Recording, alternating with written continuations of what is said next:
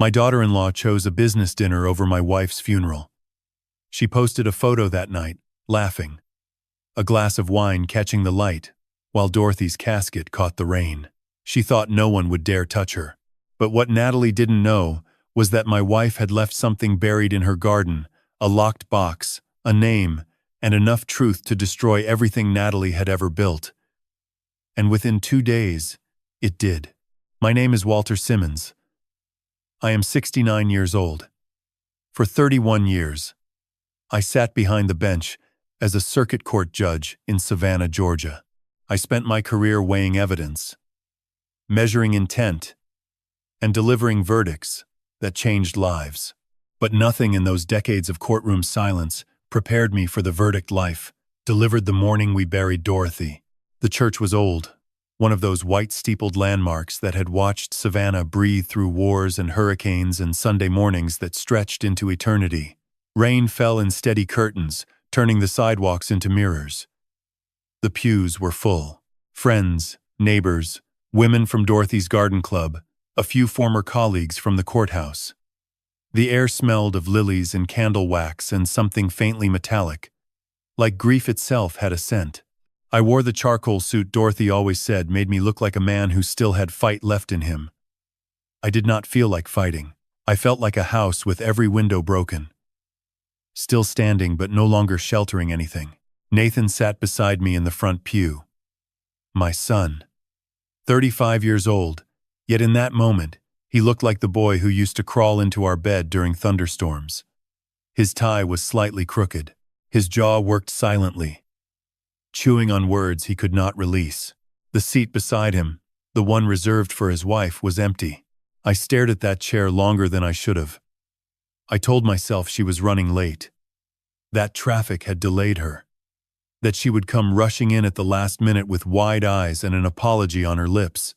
But the chair stayed empty through the first hymn, through the pastor's reading of Psalms, through the moment when Dorothy's favorite song filled the rafters like a prayer that knew it would not be answered. Natalie never came. Halfway through the eulogy, my phone vibrated in my jacket pocket. I almost ignored it. A man does not check his phone at his wife's funeral, but something, instinct or habit or the quiet whisper of a woman who always told me to pay attention, made me glance down. It was an Instagram notification. I opened it, and the screen filled with a photograph that stopped my breathing. Natalie sat at a rooftop restaurant, the Savannah skyline glowing amber behind her. A glass of red wine raised in her left hand. Colleagues laughing around her. Candlelight on appetizer plates. Beneath the photo, her caption read, "Business never sleeps." I read those 3 words while the pastor spoke about Dorothy's kindness. I read them while the choir hummed Amazing Grace. I read them while my wife lay in a mahogany box 10 feet away, dressed in the lavender blouse she wore on our last anniversary. Business never sleeps. My hands trembled. Not from grief, though grief was there, deep and constant as groundwater. This was something else. Something colder. Something that started in my chest and spread outward until my fingers felt like they belonged to a stranger. I slid the phone back into my pocket. Nathan turned to me, eyes red and searching. "You okay, Dad?" "Just fine," I said. My voice came out steady, almost flat, the way it used to sound when I delivered a sentence from the bench. Controlled. Final. He looked relieved. He mistook my calm for composure. He did not see what was building behind it. After the service, we drove to Bonaventure Cemetery. The rain had softened to a mist that clung to the Spanish moss and turned the oak canopy into a cathedral of gray and green. Dorothy's grave waited beside a magnolia tree she would have loved. The wind kept pushing rain under the canopy, speckling the casket with drops that looked like tears the sky could not hold back. The pastor said his final words. Earth to earth. Ashes to ashes. Dust to dust. Each phrase fell like a stone into water, and I felt the ripples in my bones. Nathan placed a single white rose on the casket. His hand shook. "She wanted to come," he said softly. reading from a script someone else had written. There was a major client dinner. She could not reschedule. I nodded slowly. I see. He exhaled, mistaking my restraint for understanding. He did not know that in my pocket, his wife's photograph burned like a coal against my thigh. The last shovel of earth fell with a sound I will never forget. Soft and final. Like a door closing on a room you will never enter again. People drifted away. Cars started in the distance. I stood alone by the grave long after everyone left. The mist thickened, and the cemetery felt like it existed outside of time. A place where the living and the dead shared the same heavy air. I thought about Dorothy. Not the Dorothy in the casket, but the one who hummed while watering her roses at dawn. The one who left handwritten notes in my briefcase saying, "Win the right cases today, Walter." And the right cases are the ones where you listen. The one who could look at a stranger and know within 5 minutes whether they carried kindness or cruelty in their chest. She always said her garden held more secrets than any courtroom. I never understood what she meant. I thought it was poetry, the kind of thing she said between pruning shears and Sunday hymns. I did not know she meant it literally. The drive home was silent. When I pulled into the driveway, the house looked different. Not smaller, but emptier. As though Dorothy's absence had already rearranged the architecture of our life. I sat in the car staring at the garden. Even in rain, even in autumn, it held its shape. The rose bushes trimmed and orderly. The stone path swept clean. The old wooden bench where she used to sit with her tea and crossword puzzles. Her voice drifted back to me from just a week before she died, thin but steady from the hospital bed. "Water the roses, Walter. Every morning. Promise me." I had promised. I thought she was being sentimental, the way dying people cling to small rituals because the big ones have already slipped away. But sitting there in the driveway, rain streaking the windshield, her photograph beside a stranger's wine glass still searing in my memory, I felt something shift. The promise did not feel sentimental anymore. It felt like instructions, like the first line of a verdict she had already written. I stepped into the rain. The garden waited, dark and patient. Its secrets buried deep beneath the soil Dorothy had tended for 40 years. "You chose the wrong family to disrespect, Natalie," I whispered to the empty driveway. And Dorothy, she always had the last word. Sleep did not come that night. I lay in the dark, staring at the ceiling fan that Dorothy always insisted on running, even in winter. She said the hum helped her dream. Now the hum just filled the silence where her breathing used to be. The house creaked and settled around me the way old houses do when they are learning to hold one less heartbeat. I turned to her side of the bed. The pillow still carried the faint shape of her head. Her reading glasses sat on the nightstand beside a crossword puzzle book. The last page half finished. 7 across, she had written in pencil. A word meaning to uncover. She had left it blank. I reached for her scarf draped over the bedpost and pressed it to my face. Lavender and something warmer beneath it. The scent of soil and sunlight that never quite left her skin. No matter how many times she washed her hands after working in the garden. The garden. Her voice echoed again, thin and certain from that hospital bed. "Water the roses, Walter. Every morning. Promise me." I sat up. The clock on the dresser read 4:17 in the morning. The house was cold, but something pulled me out of bed. Not duty exactly. More like the feeling I used to get in the courtroom when a witness said something that did not fit, a detail too small for most people to notice, but loud enough to change everything. I pulled on my coat and stepped outside. The rain had stopped, but the air was thick with moisture, and the garden glistened under the porch light like something holding its breath. Dorothy's roses lined the back fence in neat rows. Each bush pruned and labeled with small copper stakes she had hammered in herself. The stone path wound between them, still dark with rainwater. I found the watering can beneath the potting bench where she always kept it and began moving down the rows. The water caught the porch light as it fell, turning silver against the dark leaves. I whispered the names she had given each bush as I passed. Sweet surrender, Mr. Lincoln. Peace.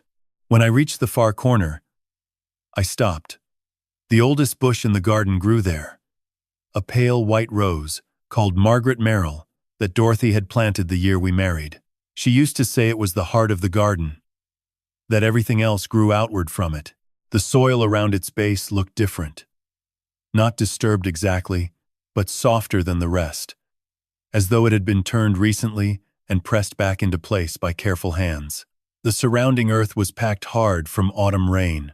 This patch was loose, almost deliberate. I knelt down. My knees protested, but I ignored them. I pushed my fingers into the soil, cool and damp, and felt something solid about 8 inches beneath the surface. Metal, smooth and rectangular. I dug with my hands, pulling away clumps of dark earth until the object came free. A small lockbox, maybe 6 inches wide, brushed steel with a keyhole on the front. It was not rusted, not old. Dorothy had buried it recently.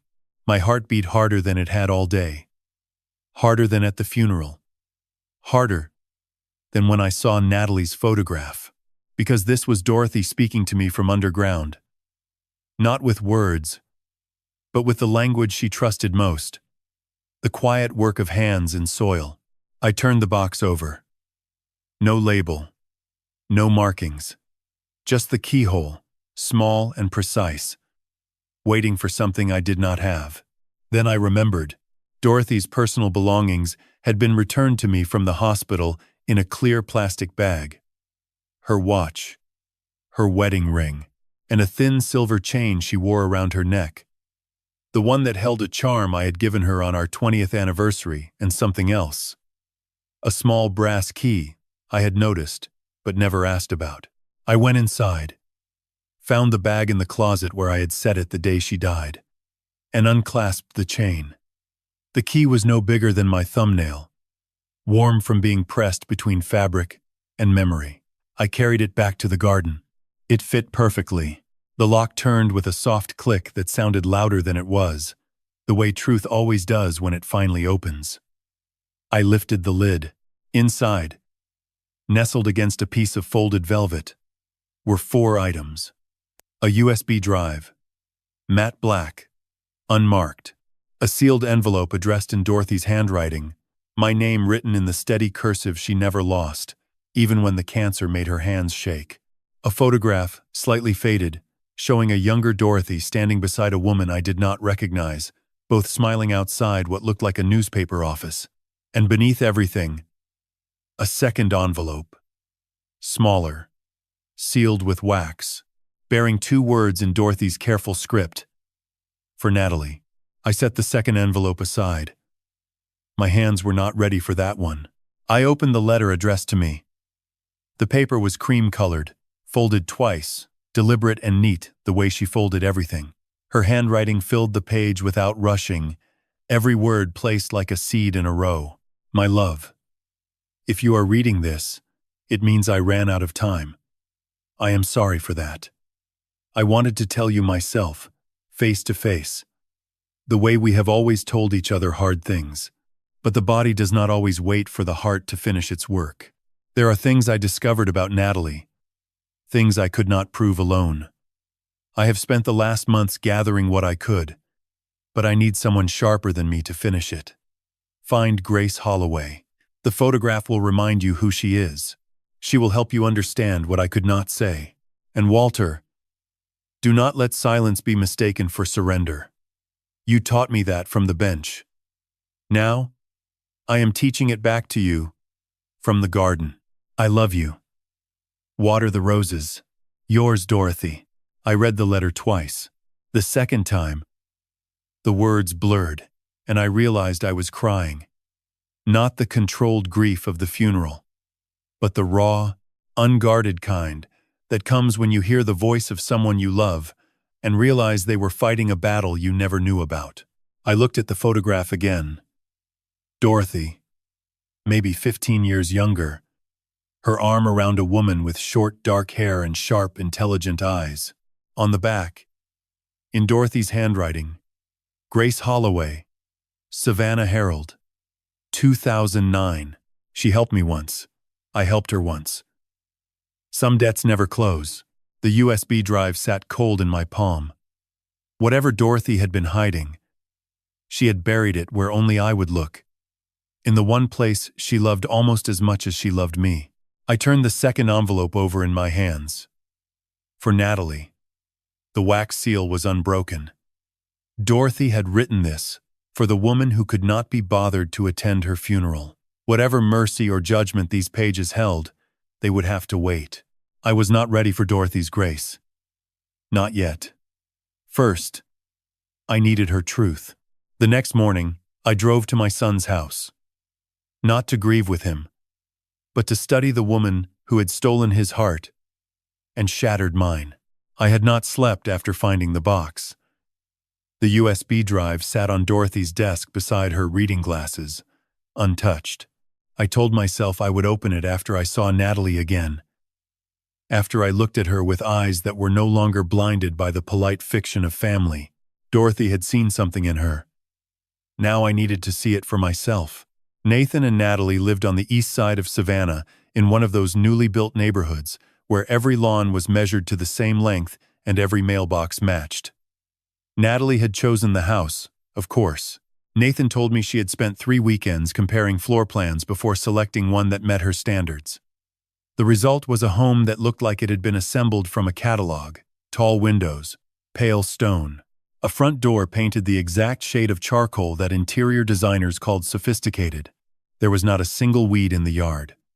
Not a single crack in the driveway. It was beautiful. In the way a courtroom rendering is beautiful, precise, deliberate, and completely without warmth. I rang the doorbell. Natalie opened it within seconds, as though she had been waiting on the other side. She wore a white blouse pressed sharp enough to cut paper and gray slacks that fell in perfect lines. Her hair was pulled back, every strand accounted for. Her smile appeared like a light being switched on, immediate and practiced. "Walter," she said.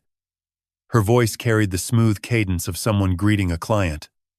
Not her husband's grieving father. What a surprise. I stepped inside. The scent of expensive candles replaced the smell of home. No coffee brewing. No bread in the oven. The living room looked like a showroom. White furniture, glass tables, abstract art on the walls that meant nothing and cost everything. "I wanted to see how you and Nathan are holding up," I said. She clasped her hands in front of her, tilting her head in a gesture I had seen politicians use when they wanted to appear concerned. "We are managing," she said. "I have been keeping him busy. Distraction is the healthiest response to loss." The words sounded rehearsed, pulled from a self-help book she had skimmed but never absorbed. I nodded and said nothing. 31 years on the bench had taught me that silence draws out more truth than any question. Nathan appeared from the hallway. He looked thinner than yesterday. His shirt untucked, circles beneath his eyes. But when he saw me, his face softened with relief. "Dad," he said. "Coffee?" Before I could answer, Natalie spoke. "He has already had too much caffeine, I am sure. It is not good for his heart at his age." The words wore a coat of concern, but the bones underneath were something else. I caught Nathan's flinch, the brief tightening around his mouth that told me he had grown accustomed to these small corrections the way a dog grows accustomed to a short leash. We sat in the living room. Sunlight poured through the tall windows, illuminating a space designed more for photographs than for living. Natalie talked. She talked about work, about image management, about the upcoming charity gala she was organizing through the Savannah Cares Foundation.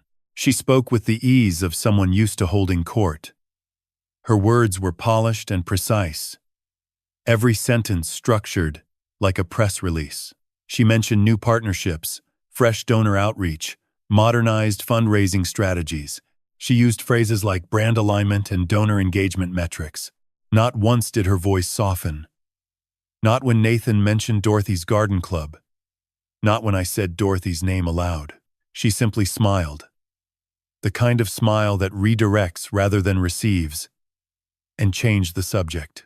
"The gala will be wonderful," she said, leaning forward as though sharing a secret. "We are honoring Dorothy's legacy. I have redesigned the entire program." Her approach was, well, traditional. Charity needs someone who understands how money actually works.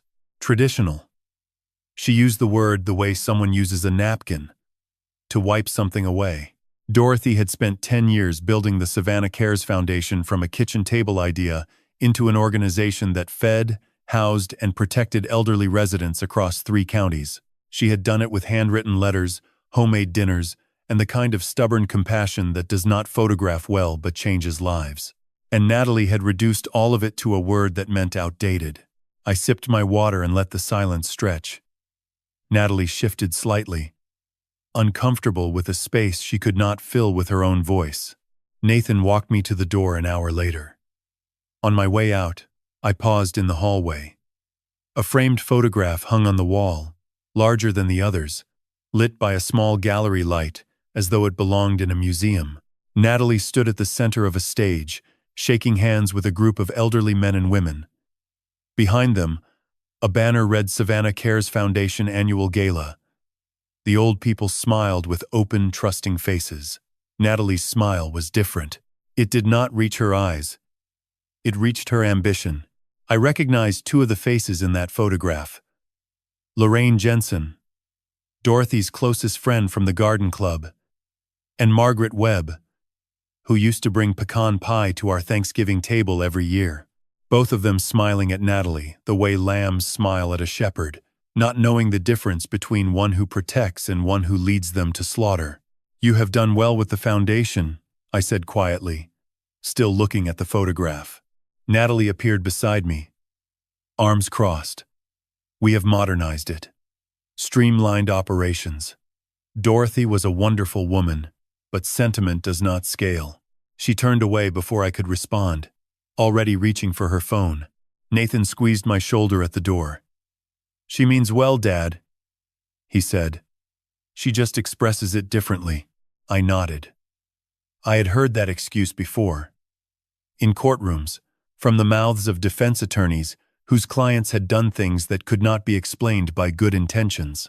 The drive home felt heavier than the one that brought me. I kept seeing Lorraine's face in that photograph, the trust in her eyes, the way her hand rested on Natalie's arm like a grandmother, reaching for a granddaughter. Dorothy's friends. Dorothy's people. Now Natalie's audience. The world saw Natalie as elegant and compassionate. A young woman carrying forward an older woman's dream. But inside those pristine walls, behind that calculated smile, was something Dorothy had recognized long before I did.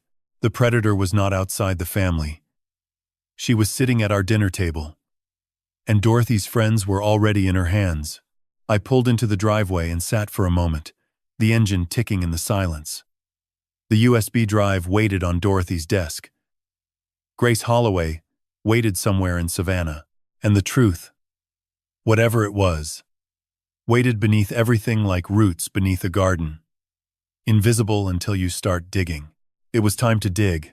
I sat at Dorothy's desk that evening with the USB drive between my fingers, turning it over like a coin before a verdict. The room still smelled like her. Lavender sachets, tucked in the drawers. A faint trace of the hand cream she used after gardening. Her reading glasses sat beside the lamp. And for a moment, I could see her there, hunched slightly forward, pen in hand, brow furrowed in that way. That meant she had found a thread and intended to pull it until the whole fabric came apart. I plugged the drive into the computer. The screen brightened, and a folder appeared labeled simply, "The Truth." Inside were 5 files. I opened the first one, a document titled Timeline, and the room around me disappeared. Dorothy had been watching Natalie for 6 months. The document was meticulous. The work of a woman who had spent 4 decades organizing charity records and community outreach with the same precision a surgeon brings to an operating table. Each entry was dated, each observation supported by a note, a question, or a reference to another file. January 14th. Lorraine mentioned she moved her savings into a new investment fund. Said Natalie recommended it personally. Lorraine trusts her completely. February 2nd. Margaret Webb canceled garden club for the third time. Says she is restructuring her finances. Would not give details. Unusual. For Margaret. February 28th. Checked the Savannah Cares Foundation accounts. Found a donor transfer I did not authorize. $300,000 moved to an external account labeled Hargrove Strategic Growth Fund. I have never heard of this fund. March 15th. Called Hargrove Financial Partners. Asked about the Strategic Growth Fund. Receptionist transferred me twice before someone told me the fund was invitation only. When I gave my name, the line went quiet. Then they hung up. I scrolled through weeks of entries. Dorothy had tracked every conversation, every suspicious withdrawal, every excuse Natalie gave when friends began pulling away from the garden club. The timeline read like a case file, and I recognized the structure because I had read thousands of them from the bench. Dorothy had built a prosecution without knowing it. The second file was labeled Donor Records. I opened it and found a spreadsheet with names I knew as well as my own family. Lorraine Jensen, Margaret Webb, Ruth Cartwright, Helen Prescott. Beside each name, Dorothy had listed the amount they had invested through Natalie's recommendation, and in a red column to the right, the amount they had received back. Every entry in the red column reads 0. My stomach turned. These were not strangers. These were the women who had sat in our kitchen on Tuesday evenings, arranging flowers and debating which roses grew best in Savannah clay. They had trusted Natalie because Dorothy's foundation had introduced them. Natalie had used Dorothy's name as a key to unlock their savings. The third file stopped me cold. Grace notes. I opened it and found an email chain stretching back 3 months, between Dorothy and an address I did not recognize, G. Holloway at savannahherald.com. The first email was Dorothy's. Dear Grace, I hope this message finds you well. I know it has been many years since we last spoke, and I apologize for reaching out under difficult circumstances. I believe my daughter-in-law is stealing from my friends. I have records that suggest she has been directing elderly donors from my foundation into a fraudulent investment fund through her employer, Hargrove Financial Partners. I cannot go to Walter yet. He is a judge by nature. He will confront her directly, and she will destroy the evidence before we have enough. I need someone who knows how to build a story that cannot be denied. I need you. Yours, Dorothy. I leaned back in the chair, the leather creaking softly. Dorothy had not told me. She had carried this alone for months, investigating from her hospital bed between rounds of chemotherapy, gathering evidence while her body was failing, building a case while the cancer built its own.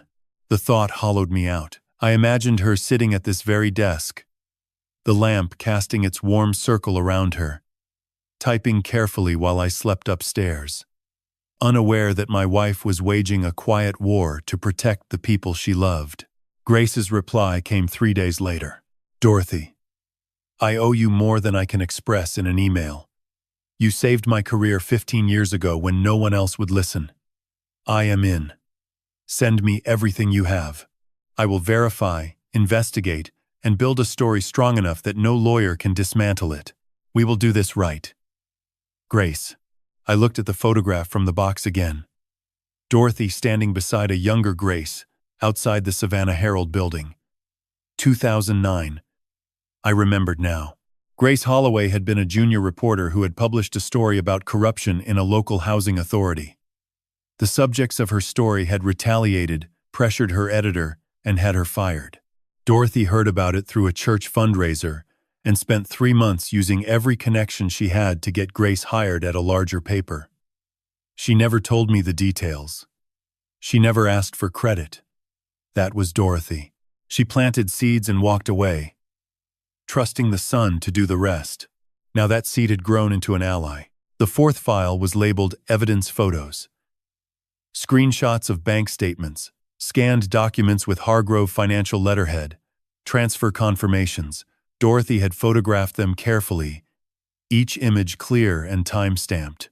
I did not know how she had obtained them. Perhaps through the Foundation's shared accounts. Perhaps through the trust her friends placed in her. The fifth file was a single document. 3 words. Call Grace. I picked up the phone. The number from the email chain was still visible on screen. I dialed and waited, my pulse steady but loud in my ears. 3 rings. Then a voice. Sharp and measured. The voice of someone who listened for a living. Grace Holloway. Miss Holloway, I said. This is Walter Simmons, Dorothy's husband. The line went quiet for 2 full seconds. Then her voice softened. Only slightly. The way steel softens when you heat it. Just enough to shape it. I was wondering when you would call, she said. Dorothy told me, if anything happened to her, you would find the box. I found it, I said. Then you know what she was building. I am beginning to, I said. But I need to see the full picture. She paused. Then her voice dropped, careful and deliberate. Walter, your wife was not just suspicious. She had proof. And what she found is worse than either of us imagined. Meet me tomorrow. Bring everything. I hung up and sat in the silence of Dorothy's study. The lamp hummed. The USB drive glowed faintly in the port. Outside, a light rain had begun again, tapping against the window like fingers asking to be let in. Dorothy had spent her last months building a case she never got to finish. She had fought from a hospital bed, organized evidence between treatments, reached across 15 years to call in a debt of kindness. And she had done it all without telling me. Not because she did not trust me, but because she knew me too well. She knew I would have confronted Natalie head-on, and the evidence would have vanished like smoke. She had protected the truth by protecting it from me. I closed the laptop and rested my hand on Dorothy's desk, feeling the smooth wood beneath my palm. The garden outside was dark, the roses invisible. But I knew they were there, standing in the rain, waiting for morning. You fought alone, Maggie, I whispered, catching myself using the name I only called her in private. But you are not alone anymore. Grace Holloway lived on the east side of Savannah, in a narrow brick townhouse with a green front door and ivy climbing the mailbox. I parked on the street at 9:30 in the morning, and for a long moment I sat in the car with the engine off, watching the sunlight move across her windows. The USB drive was in my jacket pocket. Dorothy's letter was folded in my wallet. I had not slept more than 2 hours. She opened the door before I knocked. Grace was tall, early 50s, with silver streaks and dark hair pulled back at the neck. Her eyes were sharp but tired, the kind of tired that does not come from one bad night. She wore a linen shirt rolled to the elbows and reading glasses pushed up on her forehead. She looked at me the way a doctor looks at a patient who already knows the diagnosis. Walter Simmons, she said. Not a question. Dorothy told you about me. Dorothy told me everything. She stepped aside. Come in. The house smelled of black coffee and old newsprint. Stacks of newspapers lined the hallway, and a corkboard in the living room was covered in printed articles, sticky notes, and red thread connecting photographs. I recognized Natalie's face in 3 of them. I recognized Hargrove Financial Partners' logo in 4 more. A map of Savannah had colored pins marking addresses. One pin sat on Lorraine Jensen's street. Another on Margaret Webb's. Grace poured 2 cups of coffee without asking how I took mine. She set one in front of me and sat across the table. I need to know what Dorothy found, I said. Grace removed her glasses and set them on the table. She found a pattern.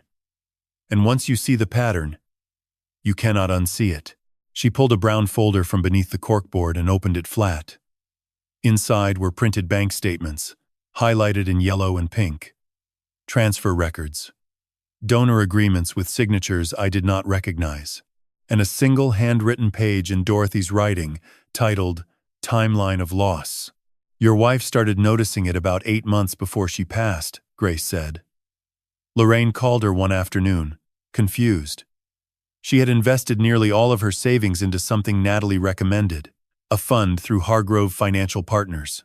Natalie told her the returns would cover her medical bills for the next 10 years. Lorraine trusted her because she trusted Dorothy. And Natalie used that connection. I felt a slow heat rising behind my ribs. Not anger. Something older. Something closer to sorrow. How much did Lorraine lose? $280,000. Her entire retirement. Grace turned the page. Margaret Webb lost $160,000. A man named Eugene Porter lost $200,000. 3 more names I did not recognize lost smaller amounts, but none less than $50,000. In total, the losses exceeded $900,000. Every dollar had been funneled through a fund that promised 8% annual returns and delivered nothing. Natalie was not the fund manager. Grace continued. She was the recruiter. She identified elderly donors through Dorothy's charity network, built personal relationships, then guided them toward Hargrove's fund. She earned a referral commission on every dollar invested. The fund itself was structured to look legitimate on paper, but the returns were fabricated. The money moved through 3 shell accounts before settling in an offshore trust registered in the Cayman Islands. I stared at the numbers. I thought of Lorraine's kitchen, the way she always kept fresh flowers on her table. I thought of Margaret Webb, bringing lemon cake to every garden club meeting for 15 years. These were not strangers. These were Dorothy's people. My people. Dorothy contacted me in March, Grace said. She had already built most of the timeline herself. She tracked every transfer, every meeting, every phone call. She even recorded a conversation with Robert Ashford, the accountant at Hargrove who processed the transfers. He did not know she was recording. Robert Ashford, I repeated. The name from the USB files. He is the weak link. He knows the fund is fraudulent. He processed the paperwork. But he is afraid. Natalie holds something over him, though Dorothy could not determine what. Grace slid a photograph across the table. It showed Natalie and Robert at a restaurant, leaning close, papers spread between wine glasses. The timestamp read April 14th of that year. Dorothy took this herself, Grace said quietly. She drove across town with a telephoto lens while undergoing chemotherapy. She did not tell anyone, not you, not Nathan. She said she wanted to finish the investigation before she involved you because she was afraid Natalie would find out and destroy the evidence. My throat tightened. I imagined Dorothy in her car, thin and tired, pointing a camera through a windshield, fighting 2 wars at once. One against the disease in her body, one against the woman in her family. She ran out of time, I said. She ran out of time, Grace confirmed. But she did not run out of preparation. The USB she left you contains everything I have, and more. Copies of transfer records, the recorded phone call with Ashford, donor testimonials she gathered, and a draft article she started writing herself. I looked at the corkboard again. The red threads, the colored pins, the faces of people who had trusted and been emptied. What do you need from me? I asked. Grace leaned forward. I need permission to publish. Dorothy asked me to wait until you were ready. She wanted you to understand the full picture before anything went public. She also wanted you to talk to one more person. Who? Grace reached into the folder and pulled out a business card. Simple white stock, black text.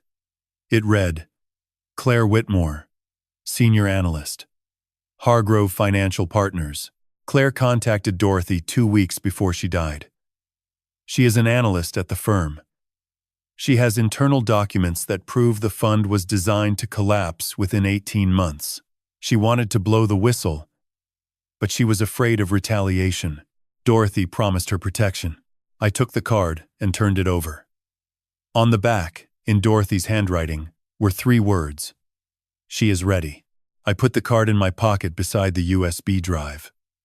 2 pieces of a puzzle Dorothy had been assembling in secret while her body was failing, and her garden was growing, and her family was eating dinner without suspecting a thing. She had fought quietly, precisely, and alone. I stood and looked at Grace. Publish nothing yet. Let me talk to Claire first. Grace nodded. Dorothy said you would say that. She said you always need to hear every side before you rule. I almost smiled. Even from the grave, Dorothy knew me better than I knew myself. I drove home with the windows down. The autumn air was warm and heavy, the way Savannah holds its heat long after the season should have turned. I parked in the driveway and walked straight to the garden. The roses were still blooming. I crouched beside the Margaret Merrill bush where I had found the lockbox and pressed my palm flat against the soil. I see what you built, I whispered. I will finish it. The wind moved through the garden, and for one breath, I swore I heard her answer.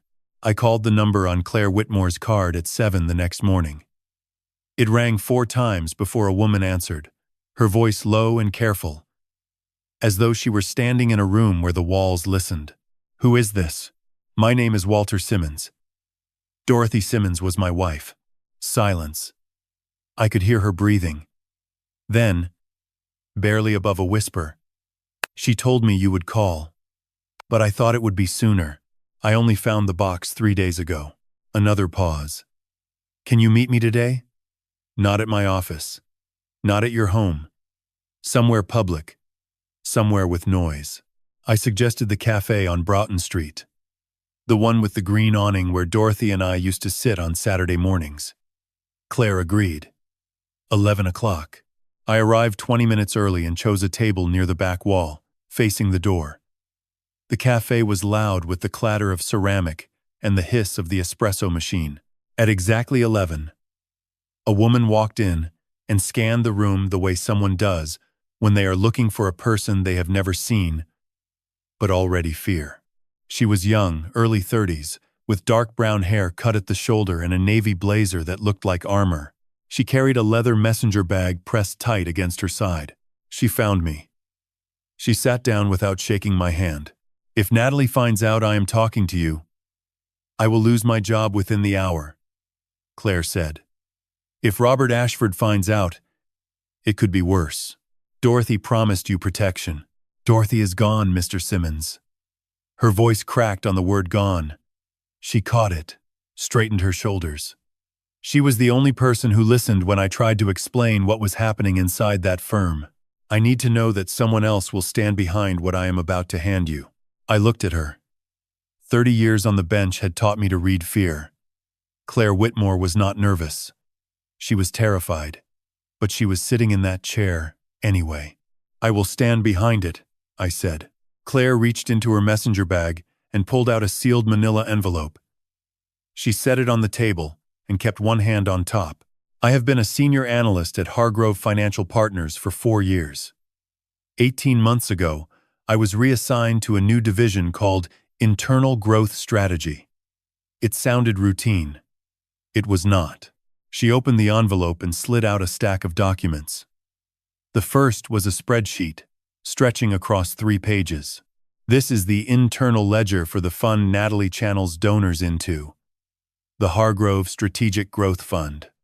On the surface, it reports consistent returns of 7 to 8% annually. Those numbers are fabricated. She turned to the second page. This is the real ledger. Stored on a partitioned server, only 4 people can access. The actual fund has generated negative returns for 11 consecutive months. The money sits in rotating shell accounts, moved every 14 days to avoid regulatory triggers, before landing in an offshore trust in the Cayman Islands. The holding company is called Meridian Legacy Group. Who owns it? I asked. On paper, a man named David Hargrove, the founder of the firm. But David Hargrove has been in a memory care facility in Charleston for 3 years. He does not know his own name. His signature on the registration was forged. She placed a scanned signature page beside a medical report, confirming advanced dementia, diagnosed 2 years before the document was signed. Then she slid visitor logs across the table. Natalie Cross. 12 visits in 12 months. No other non-medical visitor appeared more than twice. Robert Ashford processed the registration and the shell account paperwork. Claire continued. He knows every dollar that moved. Grace told me he is afraid. That Natalie holds something over him. Claire nodded. Robert has a 19-year-old daughter. 2 years ago, she was arrested for possession of a controlled substance. Charges serious enough to end her college enrollment. Natalie made them disappear. Robert told me once, after too much whiskey at a company dinner, that he owed Natalie everything, and that debt was the kind you pay with silence. I sat back. The cafe noise seemed far away now. I could see the architecture of it. Natalie had not built a simple fraud. She had built a system of dependency. Every person connected to the scheme owed her something. Every person was trapped. "Why are you willing to talk?" I asked. Claire's jaw tightened. "Because Lorraine Jensen reminds me of my grandmother. Because Margaret Webb wrote me a thank you card after I helped her open a savings account. And she included a recipe for peach cobbler.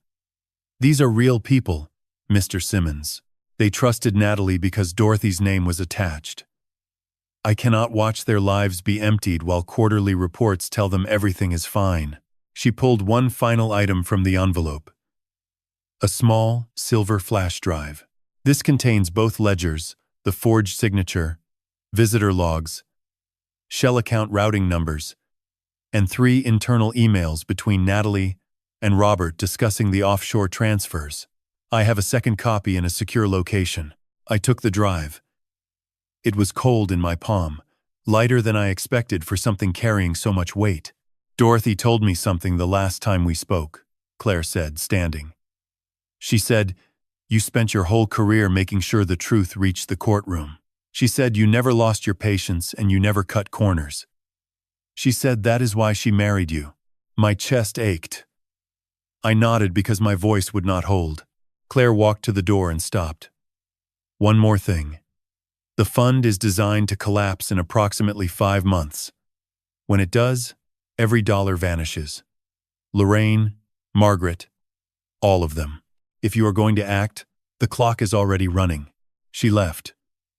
The espresso machine hissed. A woman at the next table laughed at something on her phone.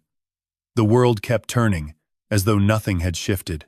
I drove home, walked past the garden where the roses held their color against the cooling air, and sat at Dorothy's desk. Claire's drive loaded. The numbers lined up. The names matched. The trap was real and ticking. Dorothy had planted the seed. Grace had mapped the soil. Claire had handed me the water. Now it was my turn to grow something from the truth. I found Robert Ashford on a Tuesday evening, sitting alone on a bench outside the Hargrove Financial Partners building on Drayton Street. The office lights above him were still on, but the parking lot was nearly empty. He held a paper coffee cup in both hands and stared at the sidewalk as though it owed him an explanation. He was a thick man, early 50s, with thinning hair combed sideways and a tie loosened to the second button. He looked like a man who had not taken a full breath in months. I had spent 2 days studying him. Claire's files told me his schedule. Grace's notes told me his habits. He left the office last every night, always between 6:15 and 6:40. He sat on that bench for exactly 12 minutes before walking to his car.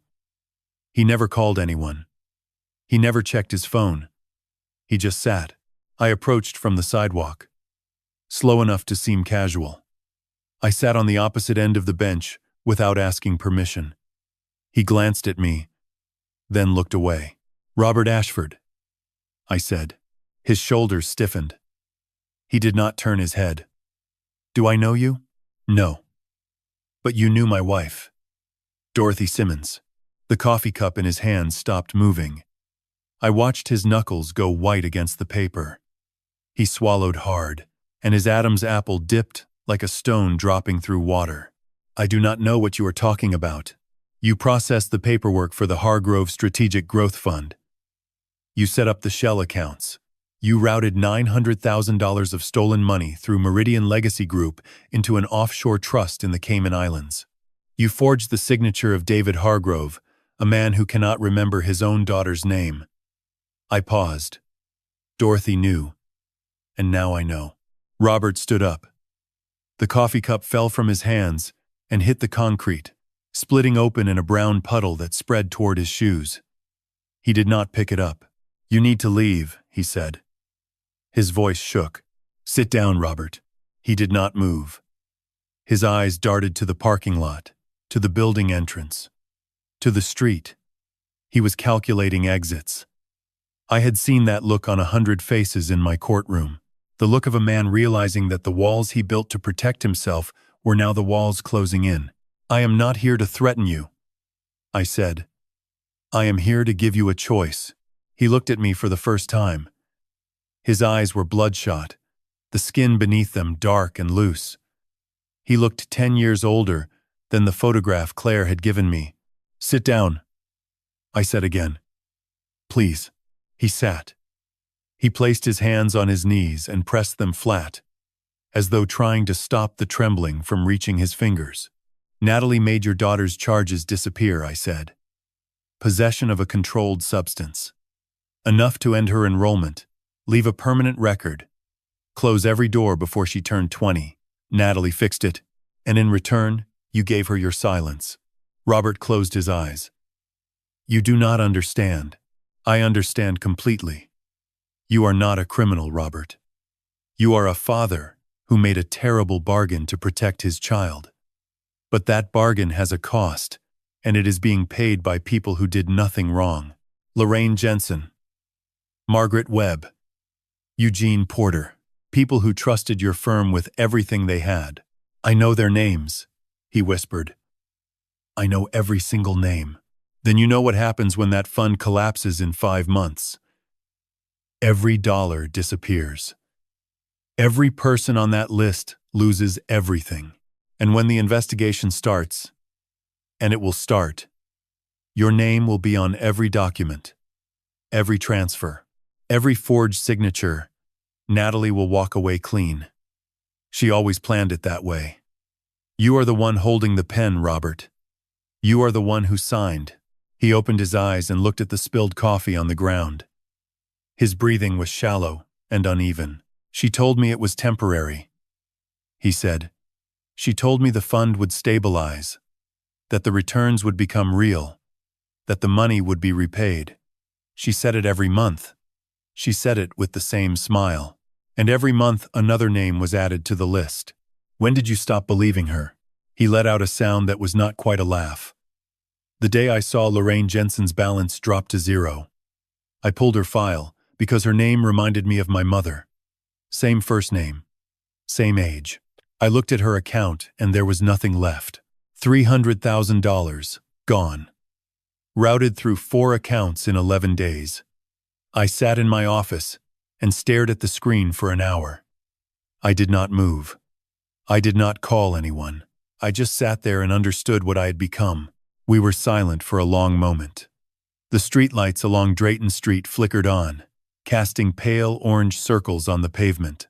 A car passed slowly. Somewhere in the distance, a church bell struck 7. I cannot undo what I have done, Robert said. No. But you can decide what happens next. I reached into my jacket and pulled out a single sheet of paper. I had typed it that morning at Dorothy's desk. It was a simple statement. A summary of the fraud. The names. The amounts. The accounts. Space at the bottom for a signature and a date. If you sign this, I will make sure your cooperation is on record before any investigation begins. I spent 30 years as a judge, Robert. I know how prosecutors think. The man who comes forward first is not the man who goes down last. Your daughter's situation stays protected. I give you my word on that. He stared at the paper. His hands were still trembling. I could see the war inside him. The fear of Natalie. The fear of prison. The fear of his daughter's name appearing in a courtroom. And beneath all of it, something quieter. Relief. The relief of a man who has been holding a door shut for so long that his arms have gone numb and he has forgotten why he started pushing. If I sign this, she will come for me, he said. She is already coming for you. The only question is whether you are standing alone or standing with people who can protect you. Robert picked up the paper. He read it twice, slowly. The way a man reads a contract when he knows the next signature will change his life. Then he reached into his shirt pocket pulled out a pen, and signed his name at the bottom. His hand was steady. He folded the paper and handed it back to me. "What now? Now you go home. You hold your daughter. And you wait for my call." He nodded. He stood, looked at the spilled coffee one more time, and walked to his car without looking back. I watched his taillights disappear down Drayton Street. And then I was alone on the bench with the streetlights humming above me and the signed confession in my hand. I called Grace from the car. She answered on the first ring. "He signed," I said. Grace exhaled. "Dorothy always said he would." She said the guilt was eating him alive. She was right. I drove home in silence. The garden was dark, but I could smell the roses through the open window. I placed Robert's confession beside Claire's flash drive on Dorothy's desk. 2 weapons now, 2 people willing to stand. But Natalie did not know any of this yet. And I intended to keep it that way until the moment she could not escape. The invitation arrived on a Thursday morning, slipped between a water bill and a furniture catalog, cream-colored cardstock with gold-embossed lettering. "The Savannah Cares Foundation cordially invites you to our annual charity gala. October 19th, the Whitfield Grand Ballroom. Black tie. Cocktails at 7. Dinner at 8. A celebration of community, generosity, and legacy." At the bottom, in smaller type, "Keynote address by Natalie Cross, Vice President of Community Development." I read it twice. Then I set it on Dorothy's desk beside Claire's flash drive and Robert's signed confession and stared at all 3 objects lined up in a row. The invitation, the evidence, the testimony, 3 pieces of a trap that Dorothy had been building long before her heart gave out in that hospital bed. I picked up the phone and called Grace. "I received the gala invitation," I said. "So did I." Natalie sent them to every donor on Dorothy's original list. She is using the event to announce a new fund, bigger than the last. She plans to raise over $2 million in a single evening. $2 million. She is accelerating. Claire told me the current fund is bleeding faster than projected. Natalie needs fresh capital to cover the gap before the collapse becomes visible. The gala is not a celebration. It is a lifeline. I sat back in my chair. The autumn light fell through the window and caught the edge of the invitation, turning the gold letters warm. I thought about the people who would attend. Lorraine Jensen, who had already lost everything and did not yet know it. Margaret Webb, who still believed her money was growing. Dozens of others whose names I had memorized from Dorothy's spreadsheet. Each one a life, balanced on a number that no longer existed. "We used the gala," I said. "I was hoping you would say that." Grace's voice shifted. Steady now, focused. The voice of a journalist who had found her story. "I have been working on the article for 2 weeks. It is nearly finished. 14 pages. Every transaction documented, every shell account traced. Claire's internal ledgers, Robert's confession, Dorothy's timeline. It is airtight, Walter. I have had it reviewed by my editor and our legal counsel. They are ready to publish. Not yet, I know. You want it to land at the right moment. I want Natalie standing in front of every person she has stolen from when the truth reaches them. I want her looking at their faces. I do not want her reading about it on a screen from the safety of her living room." Grace was quiet for a moment. "Dorothy said you would want it this way. She said you always believed that justice should be witnessed." I closed my eyes. Dorothy had mapped every step. She had known that Natalie would hold the gala. She had known that Grace would finish the article. She had known that I would want the confrontation to be public. She had planned for all of it. And she had done it while cancer was taking her apart from the inside. "Here is what I need," I said. "The article goes live at exactly 8:15 on the night of the gala, after cocktails, after Natalie takes the stage, after she makes her pitch. I want every phone in that room to receive a notification at the same moment. I can coordinate that with my editor. We will schedule the publication and push notifications through the Herald's app and social media channels simultaneously. Good.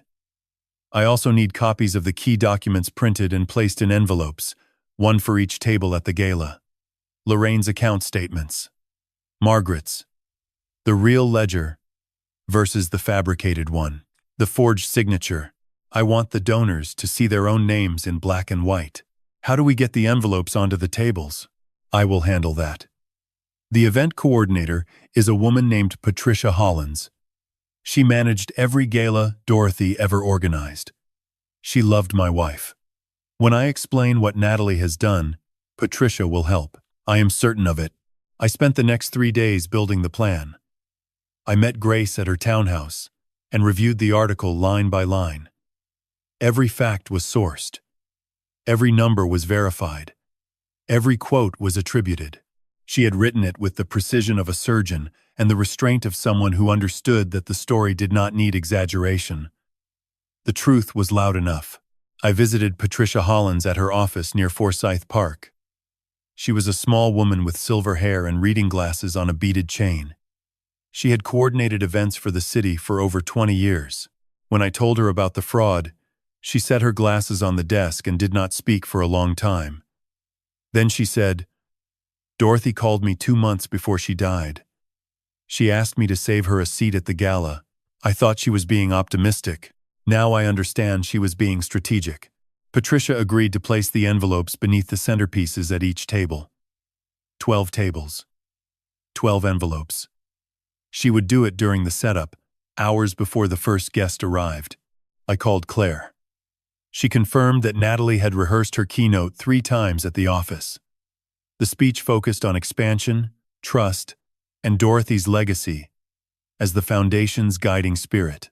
Natalie planned to unveil a portrait of Dorothy on stage and announce the new fund in her name. "She is going to use your wife's photograph to ask people for $2 million, Claire said. Her voice was tight with controlled anger. "Let her," I said. "Let her stand beneath that portrait and say every word. The higher she climbs, the further she falls." On the evening of October 18th, the night before the gala, I sat in Dorothy's garden with a glass of water and watched the last light drain from the sky. The roses were fading now, their petals curling at the edges, but they were still standing. I thought about what tomorrow would bring. The ballroom, the speeches, the envelopes beneath the flowers, the article waiting in Grace's editor queue like a bullet in a chamber. I was not angry anymore. The anger had burned through me in the first week and left something harder in its place. Clarity. Purpose. The understanding that what I was about to do was not revenge. It was a promise kept. Dorothy had asked me to water the roses, and I had watered them. She had asked me to find Grace, and I had found her. She had asked me to protect the people she loved. And tomorrow night, standing in a ballroom full of gold light and stolen trust, I would do exactly that. I finished my water and set the glass beside the garden gate. The air smelled of earth and late-blooming jasmine. "Tomorrow, Dorothy," I whispered. "Tomorrow, they see." The Whitfield Grand Ballroom smelled of white lilies and champagne. Crystal chandeliers hung from a vaulted ceiling painted in pale blue and gold, casting fractured light across 12 round tables dressed in ivory linen. A string quartet played Debussy near the entrance. Women in evening gowns moved between clusters of conversation, and men in dark suits shook hands with the practiced ease of people who wrote large checks and expected their names on plaques. I arrived at 10 minutes past 7 wearing the charcoal suit Dorothy had chosen for me 3 years ago. She said it made me look like a man who still had things to do. I adjusted my tie in the lobby mirror and walked through the double doors. The first person I saw was Lorraine Jensen. She stood near the bar in a lavender dress, holding a glass of sparkling water with both hands. She looked thinner than the last time I had seen her, and her smile did not quite reach her eyes. I crossed the room and took her hand. "Walter," she said, "I am so glad you came. Dorothy would have loved this." I held her hand a moment longer than necessary. I thought about the number on Claire's spreadsheet beside her name.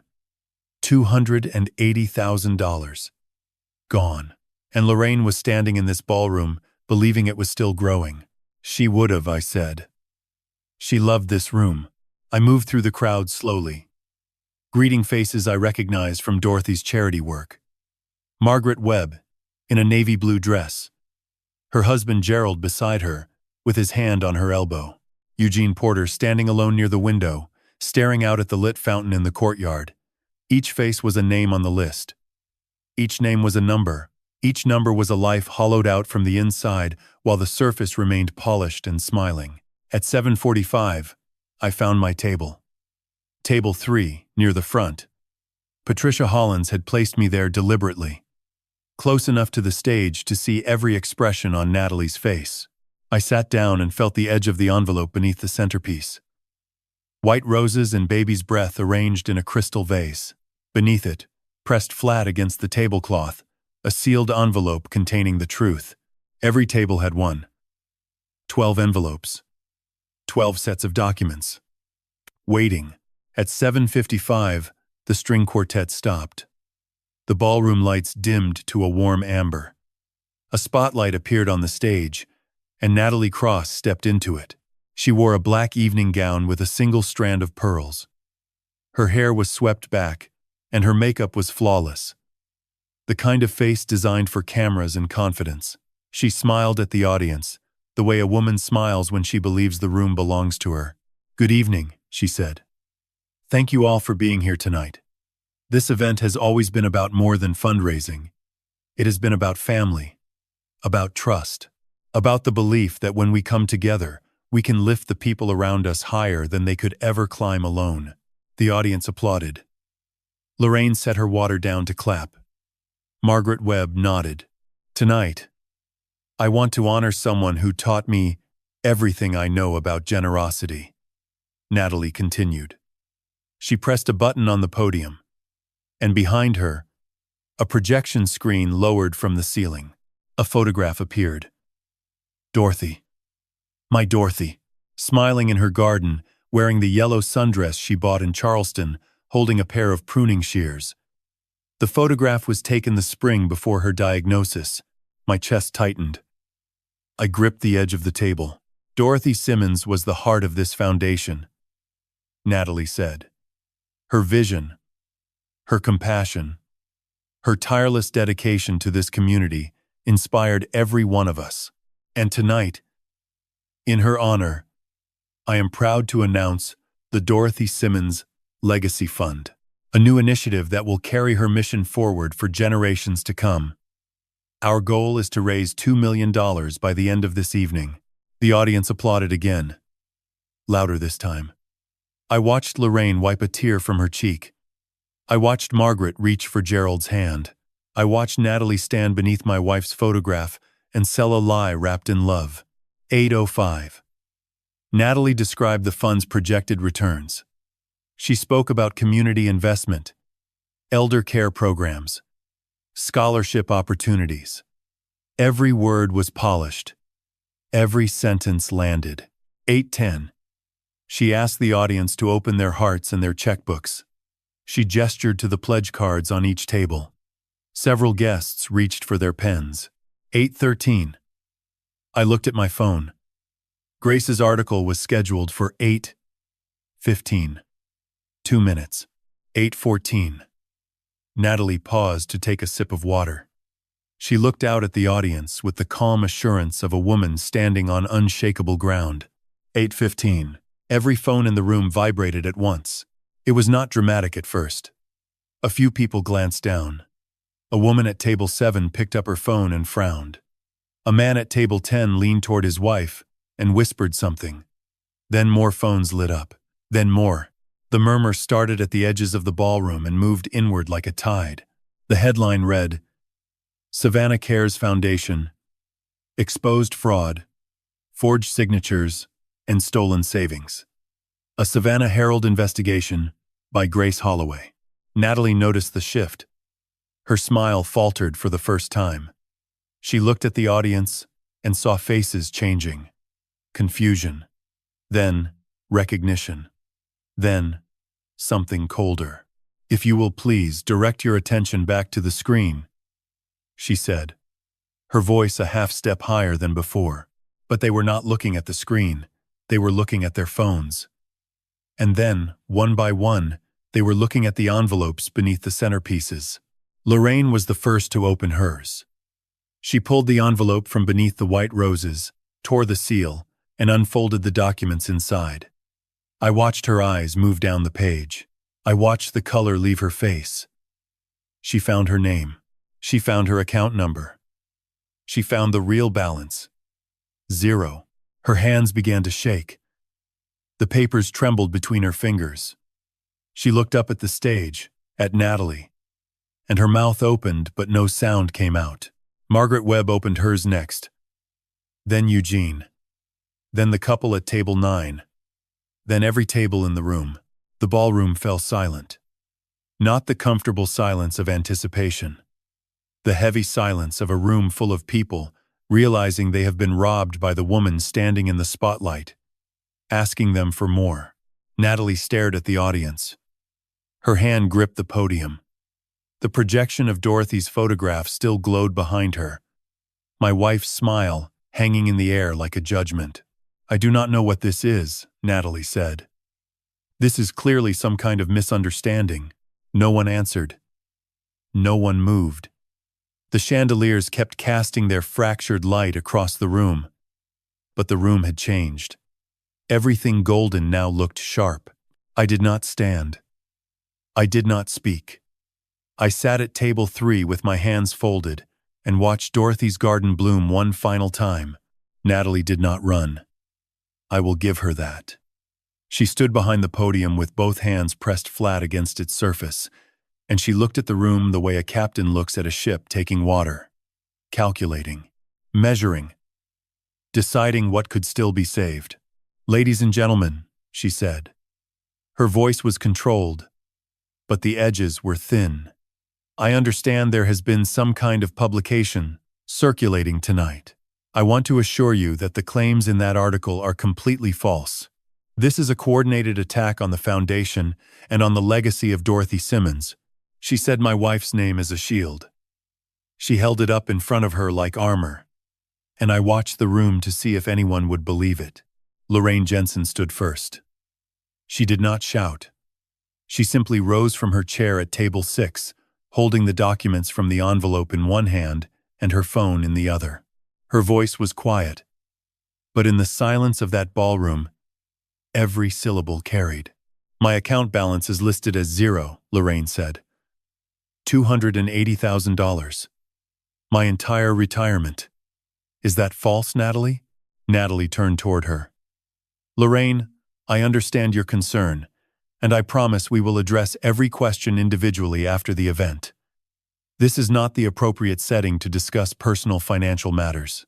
"You chose this setting," Lorraine said. "You invited me here to give you more money. You stood under Dorothy's photograph and asked me to trust you again. So I am asking you now, in this setting, where is my money?" The room shifted.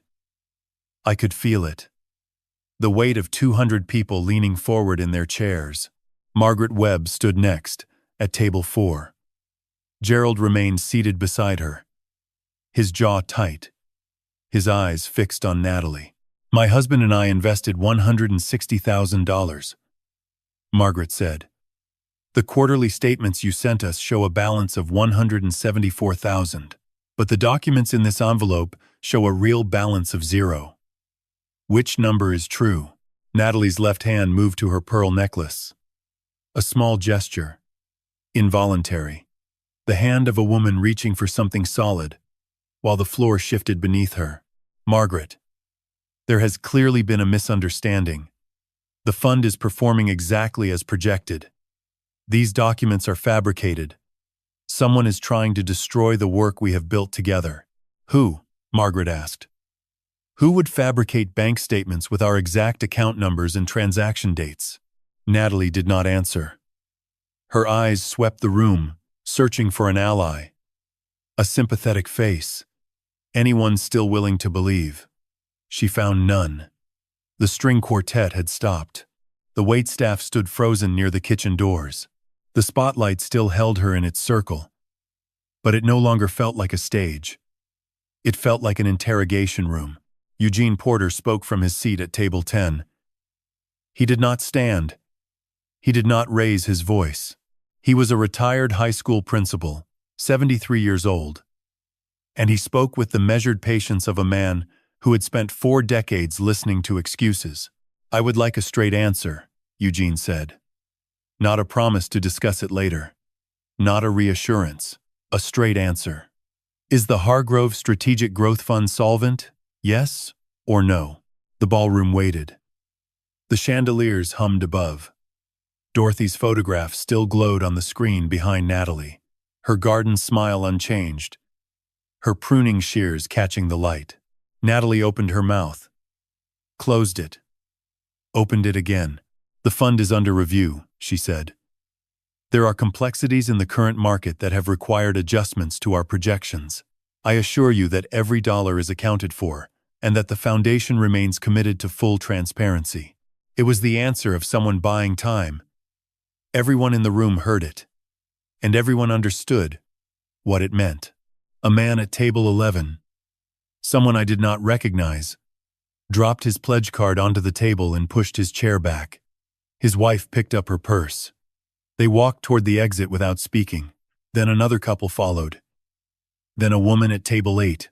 Then 3 more guests near the bar. The room began to empty slowly, not in a rush, but with the quiet, deliberate movement of people who have made a decision and see no reason to wait. Natalie watched them leave. Something behind her eyes changed. The calculation disappeared. What replaced it was harder to name. Not fear exactly. Recognition. The recognition that the architecture she had built, the relationships, the trust, the smiles, the quarterly reports, was collapsing in real time, and there was nothing left to prop it up. She turned and looked directly at me. I had not moved from table 3. I had not spoken a word since entering the ballroom. I sat with my hands folded, the opened envelope in front of me, Dorothy's photograph above me on the screen. "You did this," Natalie said into the microphone. Her voice cracked on the second word. I did not respond. "You did this, Walter.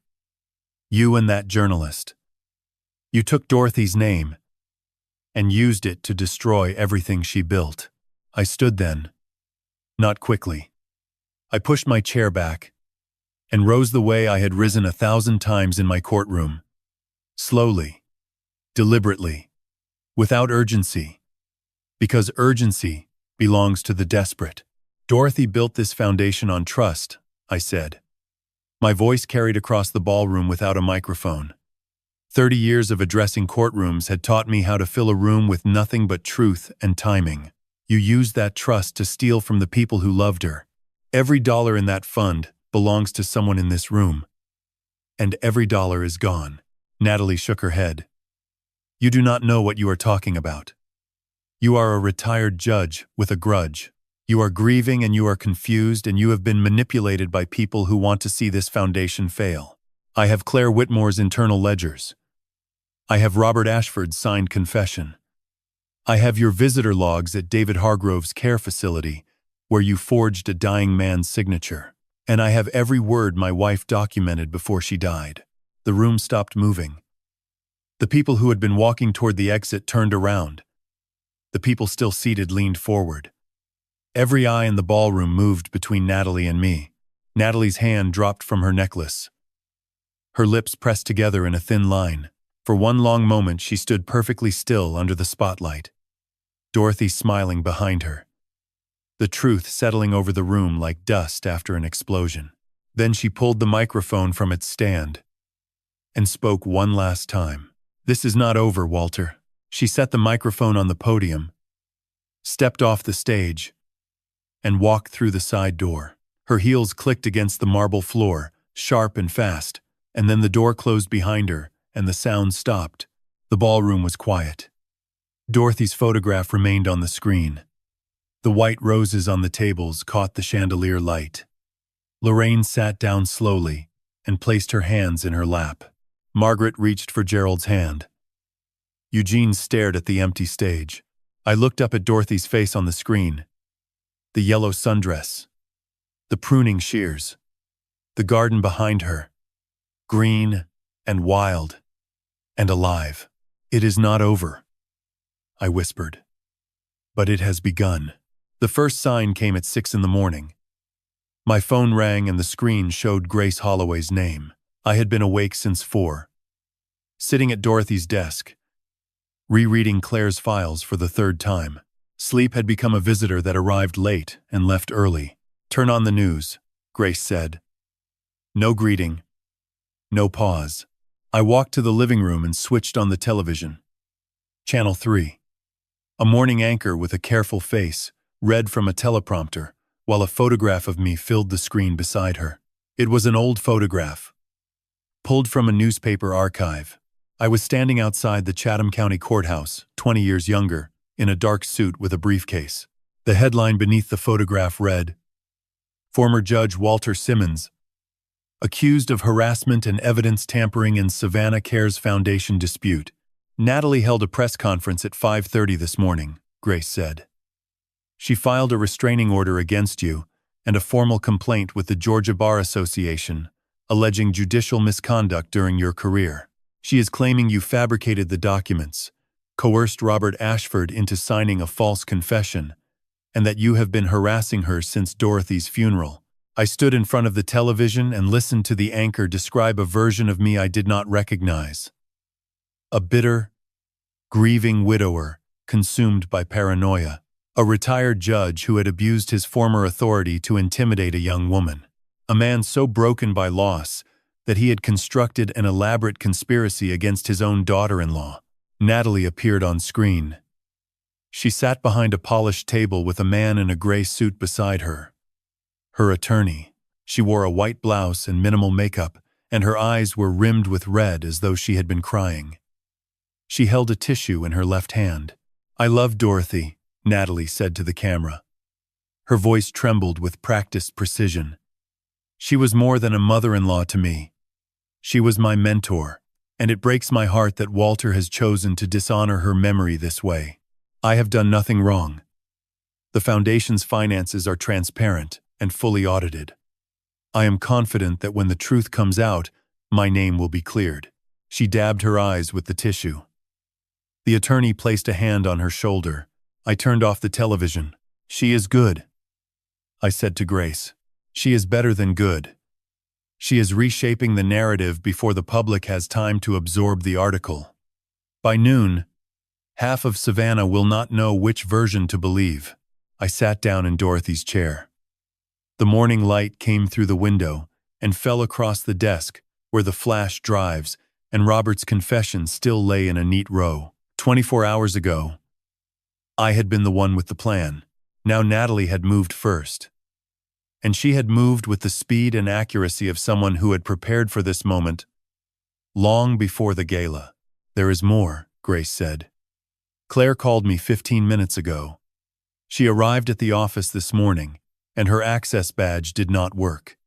Security met her at the door and handed her a termination letter, effective immediately. The letter cites violation of confidentiality agreements and unauthorized disclosure of proprietary financial data. They fired her. They erased her. Her email account is deactivated. Her name has been removed from the company directory. Her office was cleared overnight. Claire said even her personal photographs were gone." I thought about Claire sitting in that cafe, terrified but resolute, handing me the silver flash drive. She had known this was possible. She had done it anyway. "Is she safe?" I asked. "She is staying with a friend outside the city. She is scared, Walter. She asked me if she made the right decision. She did. Tell her I said that. I will. But we need to move. Natalie is not just defending herself. She is attacking your credibility, isolating your witnesses, and creating enough doubt to delay any formal investigation. If she succeeds in discrediting you and Claire before the authorities get involved, she can claim the article is defamation and tie Grace Holloway and the Herald up in litigation for years." I stood and walked to the garden window. The roses were still there, fading but standing, their stems bent slightly under the weight of the cooling autumn air. I pressed my palm against the glass. "What about Robert?" I asked. "That is the part that worries me most. I called Robert this morning. He did not answer. I called again at 5:45. No answer. I drove past his house on the way to work. His car was in the driveway, but the curtains were drawn and the porch light was off at 6 in the morning. He is hiding, or he has been reached. If Natalie got to Robert before we could secure his testimony with legal counsel, she could pressure him to recant. He signed that confession voluntarily, but without an attorney present. A good lawyer could argue it was obtained under duress from a former judge who used his authority to intimidate a frightened man. The architecture of Natalie's counterattack was elegant. Discredit me publicly.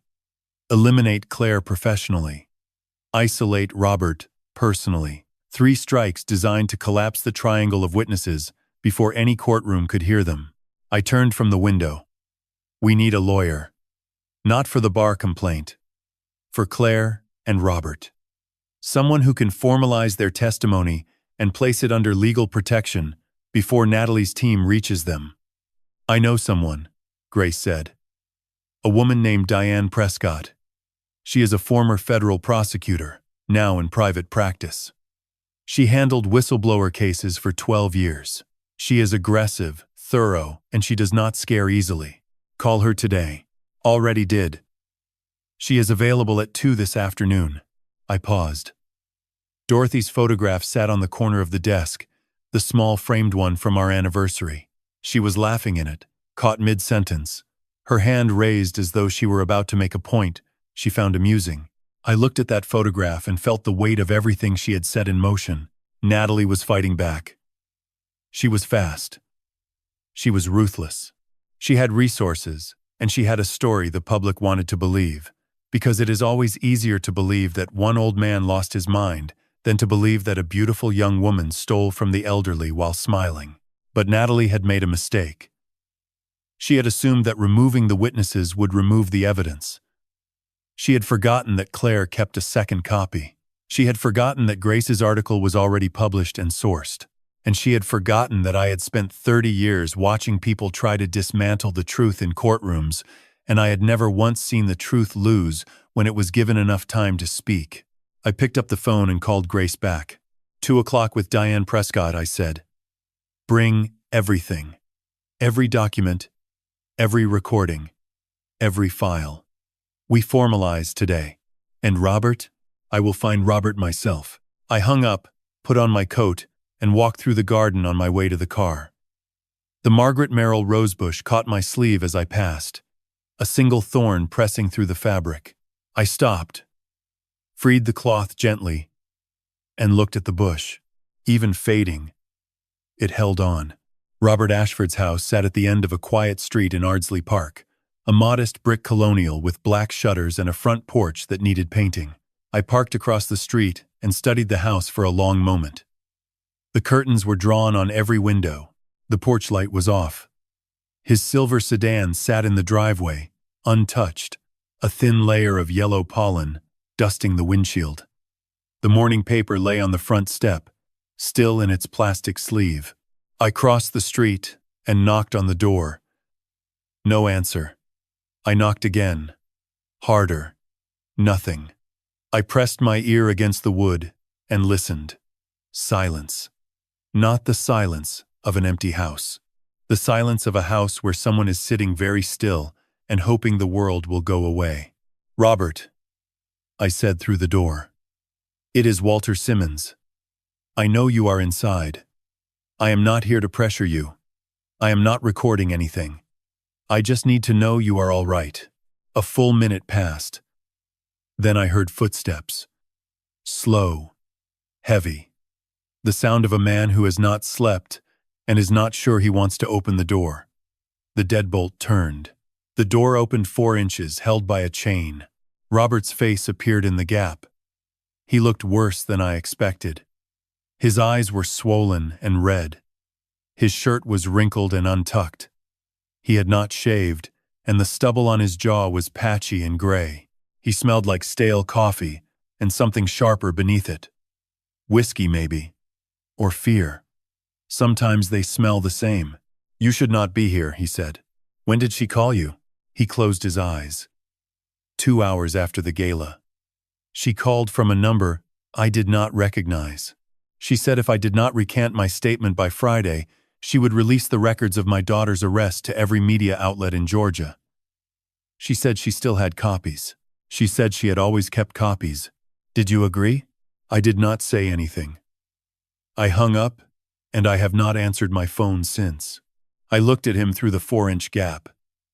Behind him, the hallway was dark. I could see a kitchen table covered in papers and an open laptop casting blue light across the wall. Robert, may I come in? He hesitated. His fingers tightened on the door frame. Then the chain dropped, and the door swung open. The house was clean but disordered in the way a house becomes when its occupant has stopped caring about surfaces. Dishes in the sink. A blanket crumpled on the couch. The television was on with the volume muted, cycling through morning news.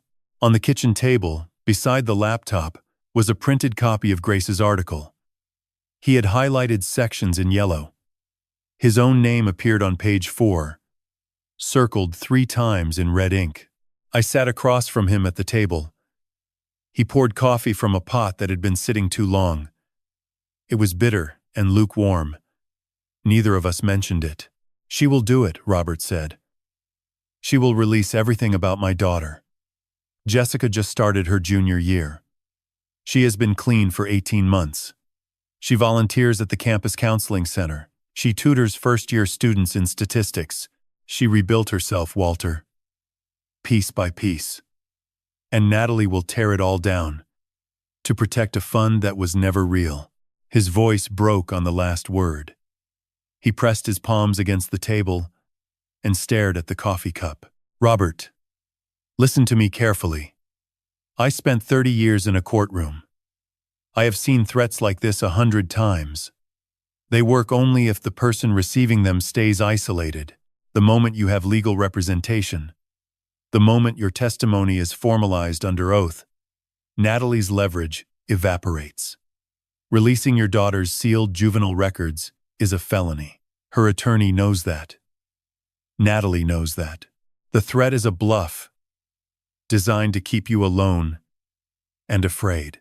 You do not know that for certain. I know the law. And I know that at 2 o'clock today, a former federal prosecutor named Diane Prescott is meeting with Grace Holloway and me to formalize every piece of evidence we have. Diane spent 12 years protecting whistleblowers. She has handled cases worse than this. And she has never lost a witness. Robert looked up. A federal prosecutor, former, now in private practice. She is aggressive, she is thorough, and she does not respond well to threats. If you allow her to represent you, your testimony is protected under whistleblower statutes. Your daughter's records remain sealed, and Natalie's phone call becomes evidence of witness intimidation, which is a separate criminal charge. He stared at me for a long time. I let the silence hold. I had learned decades ago that the most important moments in a courtroom are not the arguments. They are the pauses. The spaces where a person wrestles with the truth and decides whether they are strong enough to carry it. Jessica cannot know, Robert said quietly. She cannot know what I did. Not yet. Not until I have a chance to explain it to her myself. That is your right. Diane will protect that. He nodded slowly. He picked up the coffee cup, looked at it, and set it down again without drinking. I kept copies too, he said. What? Natalie thinks she is the only one who keeps insurance. But I have been making copies of every document I processed for the past 18 months. Transfer authorizations, routing confirmations, internal memos. I kept them on a separate drive hidden in my garage. I was afraid to use them. I was afraid that using them would make everything real. But they are there. Timestamps, signatures, everything. I felt something shift in my chest. Not relief exactly. Something closer to recognition. Dorothy had seen it. She had known that Robert was not just a weak link. He was a man who kept records because somewhere beneath the fear and the guilt, he still believed that the truth mattered. Bring the drive to the meeting at 2, I said. I will. I stood and carried my coffee cup to the sink. Through the kitchen window, I could see Robert's backyard. A small square of grass, a wooden fence, and a single magnolia tree with broad leaves, catching the morning light. On the lowest branch, someone had tied a wind chime made of seashells. It turned slowly in the breeze, clicking softly. Robert. One more thing. He looked at me. Your daughter rebuilt herself in 18 months. That takes courage. She did not learn that from nowhere. His jaw tightened. He looked away, but I saw his eyes fill before he turned. I let myself out. The morning sun hit the porch, and the yellow pollen on Robert's car glowed like dust on a forgotten instrument. I bent down, picked up the newspaper from the front step, and set it against the door where he would find it. Then I drove to Dorothy's garden, sat on the bench beside the Margaret Merrill bush, and called Grace. He is coming, I said. 2 o'clock. And he is bringing everything. Grace exhaled. Dorothy knew. She always knew he would come around. She knew all of us better than we knew ourselves. I hung up and sat in the garden. The wind chime on Robert's magnolia tree was still turning in my mind. Seashells clicking in slow circles.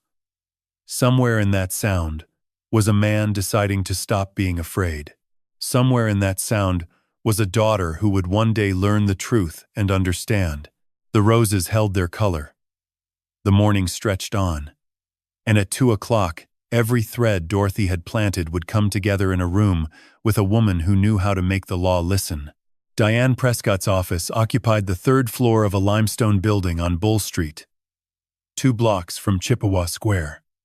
The nameplate on the door read Prescott Legal Group in plain black letters. No gold, no flourish. The kind of sign that said the work inside did not need decoration. Grace and I arrived at 1:45. The receptionist led us to a conference room with tall windows overlooking the square. A long oak table. 8 leather chairs. A whiteboard on the far wall. Blank and waiting. Grace set her folders on the table. I placed Claire's flash drive, Robert's signed confession, and Dorothy's original USB beside them. Robert arrived at 1:55. He wore a clean shirt and a fresh shave, though the shadows under his eyes had not changed. He carried a small black duffel bag containing a portable hard drive, a stack of printed documents held together with binder clips, and 3 sealed envelopes labeled by date. 18 months, Robert said quietly. Everything is organized by quarter. At exactly 2 o'clock, Diane Prescott entered.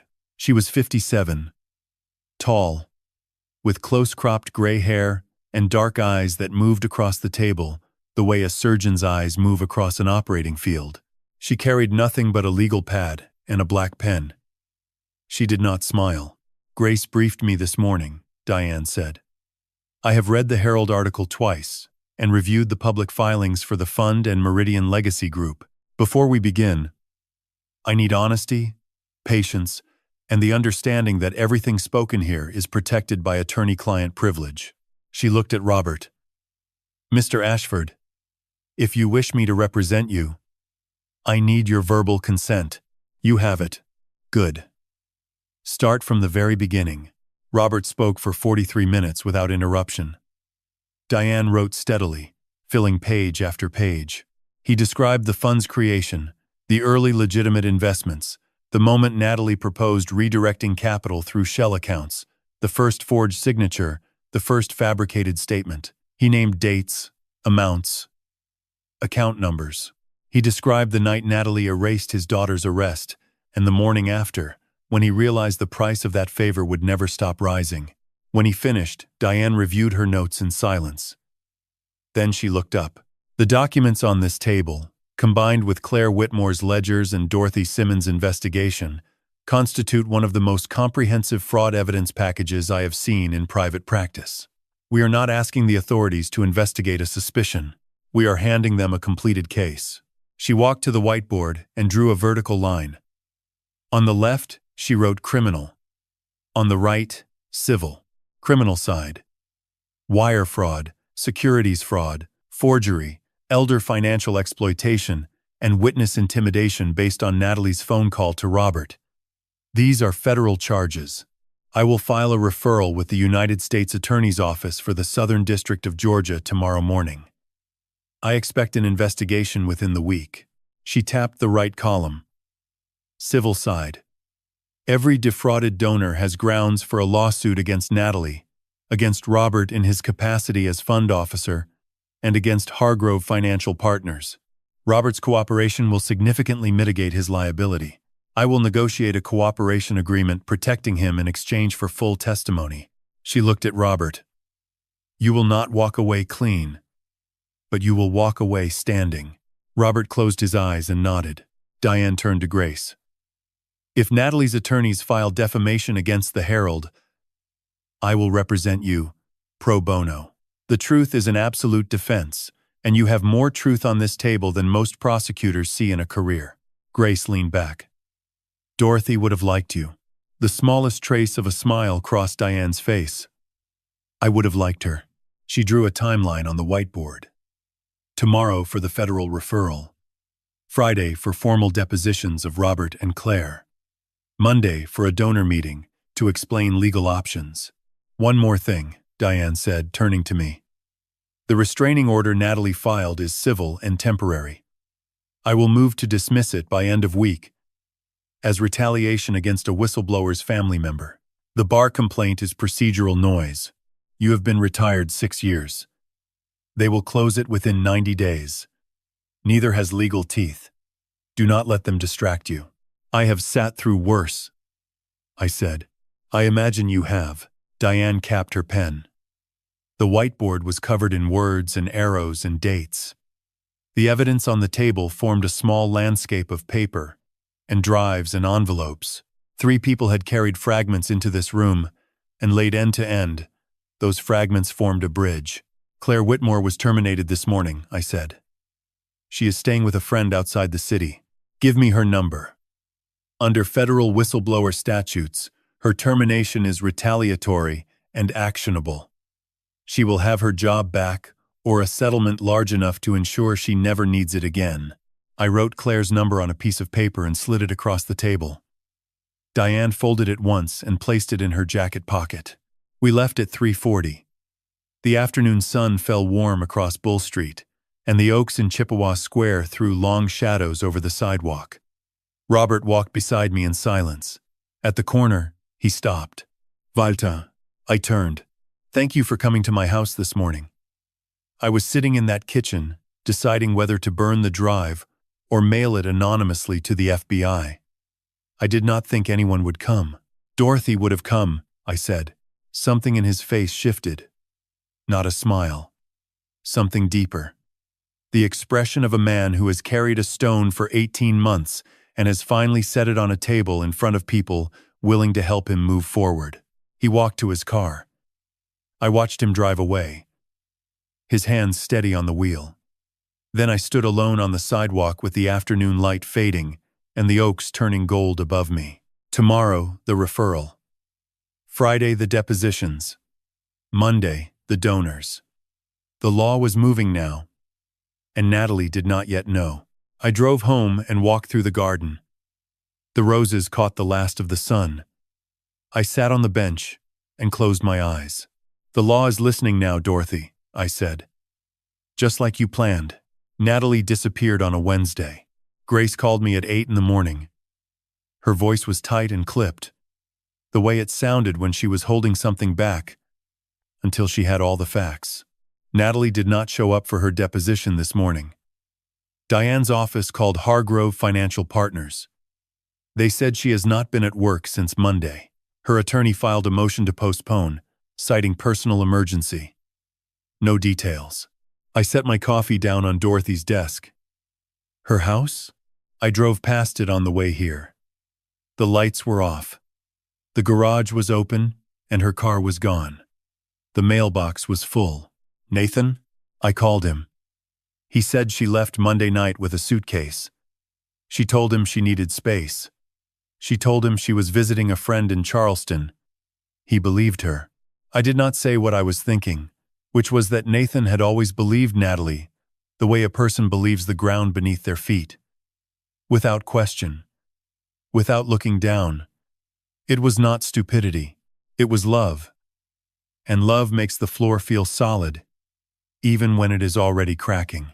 Diane says if Natalie does not appear for a rescheduled deposition within 72 hours, she will petition the court for a bench warrant, Grace said. But that takes time, and time is what Natalie is buying. I hung up and stood at the window. The garden was gray under an overcast sky. The roses had dropped most of their petals now, and the bare stems looked like thin fingers reaching for something that had already passed. I thought about Natalie driving south on a dark highway with a suitcase and a plan. She was not running out of fear. She was running towards something. A backup. An exit strategy. Natalie always had another door. The day passed slowly. I watered the garden. I reread Dorothy's letter for the 100th time. I called Claire to check on her. She was still at her friend's house, still waiting for Diane's call about the whistleblower filing. She sounded tired but steady. She will surface, Claire said. People like Natalie do not disappear permanently. They reposition. At 4 in the afternoon, my phone rang. A number I did not recognize. A Savannah area code. Mr. Simmons, this is Officer Janelle Torres with the Savannah Chatham Metropolitan Police. Are you the father-in-law of Natalie Cross? My hand tightened around the phone. I am, sir. We received a call from a motorist on the Talmadge Memorial Bridge approximately 40 minutes ago. A vehicle matching the description of Natalie Cross's white Lexus was found parked on the pedestrian walkway of the bridge. The driver's door was open. The vehicle was unoccupied. Personal effects were found on the front seat, including a wallet, a phone, and a handwritten note. The room tilted. I reached for the edge of Dorothy's desk and held on. A note, I repeated. Yes, sir. I cannot disclose the contents at this time. The Coast Guard has initiated a search of the river below the bridge. We are treating this as a potential emergency. I am calling to notify you as next of kin and to ask if you have had any recent contact with Miss Cross. I have not spoken to her since the night of the Savannah Cares Gala. Understood. We may need to speak with you further. Please keep your phone available. She hung up. I stood in the study with the phone pressed against my chest and the silence of the house settling around me like water filling a room. The Talmadge Bridge. The river. A note on the front seat. I called Nathan. He answered on the first ring, and I knew from the sound of his breathing that the police had already reached him. Dad. His voice was raw, stripped. The voice of a boy, not a man. They found her car on the bridge. I know. I just spoke with Officer Torres. She would not do this. She would not. He was pacing. I could hear his footsteps on the hardwood, fast and uneven. I know what they are saying about her, Dad. I know about the article and the fund and all of it. But she would not do this. Not Natalie. I closed my eyes. I thought about the woman who had posted a photograph from a rooftop dinner while my wife's casket caught the rain. I thought about the woman who had stood beneath Dorothy's portrait and asked a room full of victims for $2 million. I thought about the forged signature, the shell accounts, the offshore trust. And then I thought about what Claire had said. People like Natalie do not disappear. They reposition. Nathan, listen to me.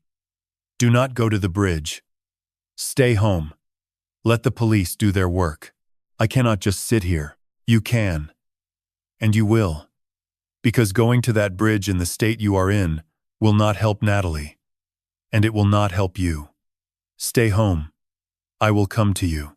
I drove to Nathan's house in 12 minutes.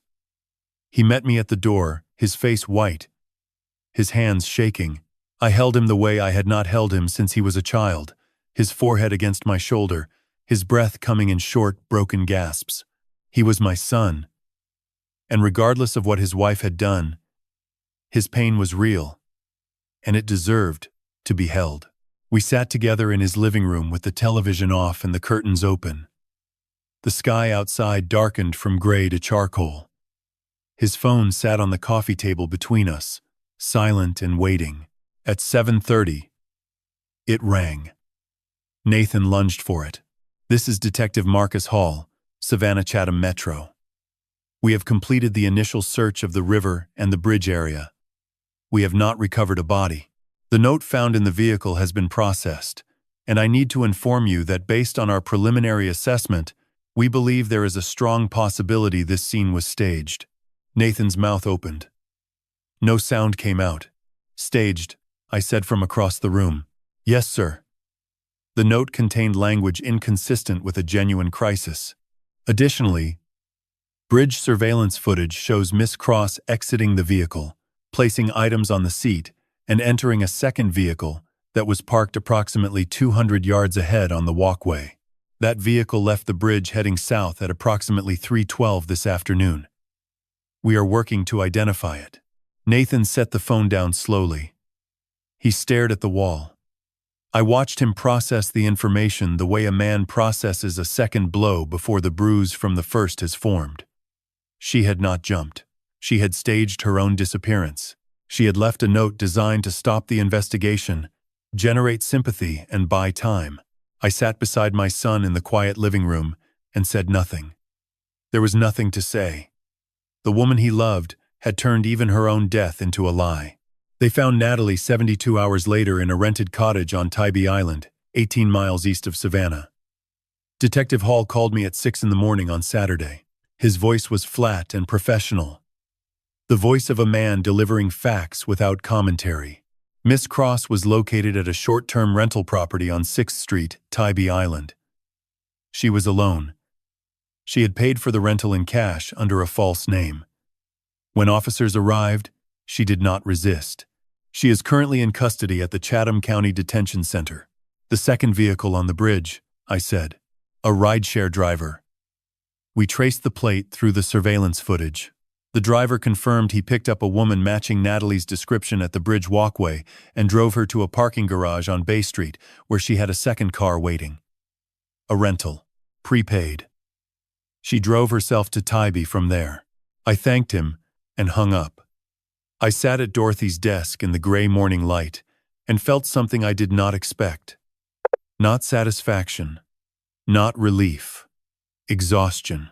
The kind that does not come from lack of sleep, but from the slow release of a tension you have been carrying so long it has become part of your posture. I called Nathan. He answered immediately. He had not been sleeping either. "They found her," I said. "She is at Chatham County." Silence. Then a long, uneven breath. "Is she hurt?" "No. She is not hurt. I do not know what to feel, Dad. You do not have to know right now." He was quiet for a moment. "Can I see her?" I closed my eyes. My son, asking permission to visit the woman who had stolen from his mother's legacy, manipulated his trust, and staged her own death to escape accountability. And still he wanted to see her. Because love does not follow evidence. Love does not read ledgers or watch surveillance footage. Love sits in the chest and refuses to leave even when the mind has already built its case. That is your decision, Nathan. Not mine. I called Grace next. She answered with 2 words. "I know. The Herald? Running it in the afternoon edition. Diane has already filed the updated charges. The original fraud counts plus obstruction of justice, filing a false emergency report, identity fraud for the rental, and flight to avoid prosecution. The federal referral is now expedited. The U.S. Attorney's Office has assigned a lead prosecutor. Who? A man named Thomas Keller. Diane says he is thorough and relentless. He has prosecuted 3 elder fraud cases in the last 2 years. All convictions.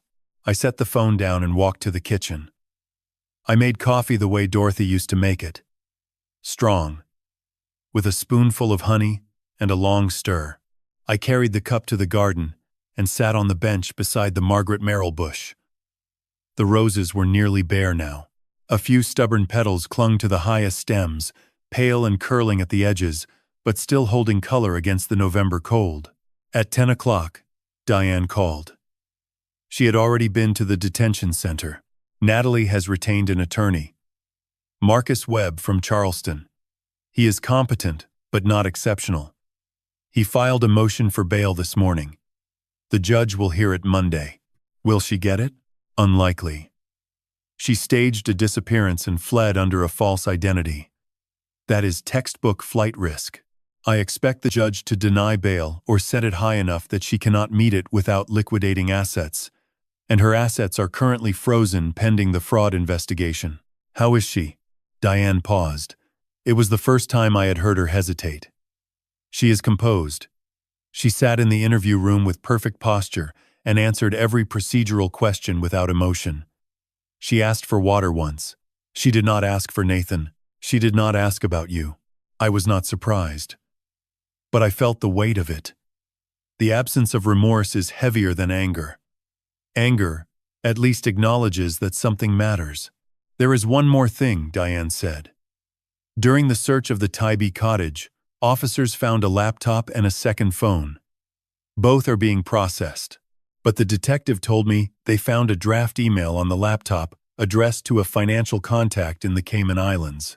It contained instructions to accelerate the liquidation of the Meridian Legacy Group Trust and transfer the remaining funds to a new account in Belize.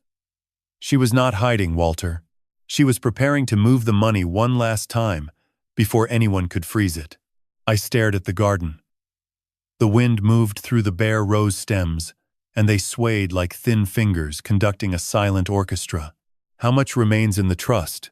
Approximately $640,000. The federal freeze went into effect yesterday. The money is secured. $640,000. Not all of it. Lorraine's $280,000.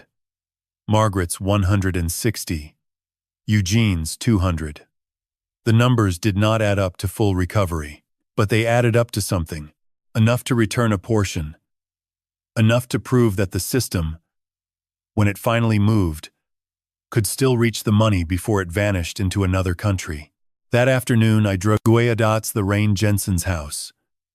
She opened the door in a cardigan and house slippers, her eyes tired but alert. She had been watching the news. They caught her, Lorraine said. They caught her. And the money is frozen. Diane Prescott is working to recover as much as possible for every donor on the list. Lorraine's hand went to her chest. She stood in the doorway for a long moment, breathing, her eyes filling. Then she reached out and took my hand. Dorothy sent you, she said. I did not correct her. It was the truest thing anyone had said in weeks. I drove home as the sun dropped behind the trees. The sky turned amber, then pink, then a deep violet that settled over Savannah like a bruise healing in reverse. I parked in the driveway and walked to the garden. I knelt beside the Margaret Merrill bush and pressed my hand into the soil where the lockbox had been buried. They caught her, Dorothy. The money is safe. The people you loved are going to be all right. The wind moved through the garden. The last petals held on. And somewhere in a detention center across town, a woman sat in perfect posture and waited for a Monday that would not save her. The trial lasted 11 days.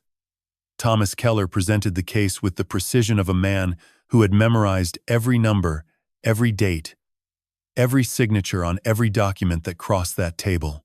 Claire Whitmore took the stand on day 3 and spoke for 4 hours. She did not waver. She did not look away from the jury. She described the dual ledgers, the shell accounts, the fabricated returns, and the offshore trust with the steady voice of someone who had already paid the price for telling the truth and had nothing left to lose.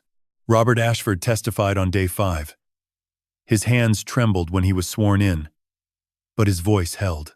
He described 18 months of complicity, the weight of silence, the night Natalie erased his daughter's arrest, and the morning he realized he had traded his integrity for a debt that would never be repaid. When the defense attorney cross-examined him, Robert did not flinch. He answered every question directly, and when asked why he had waited so long to come forward, he said, "Because I was afraid.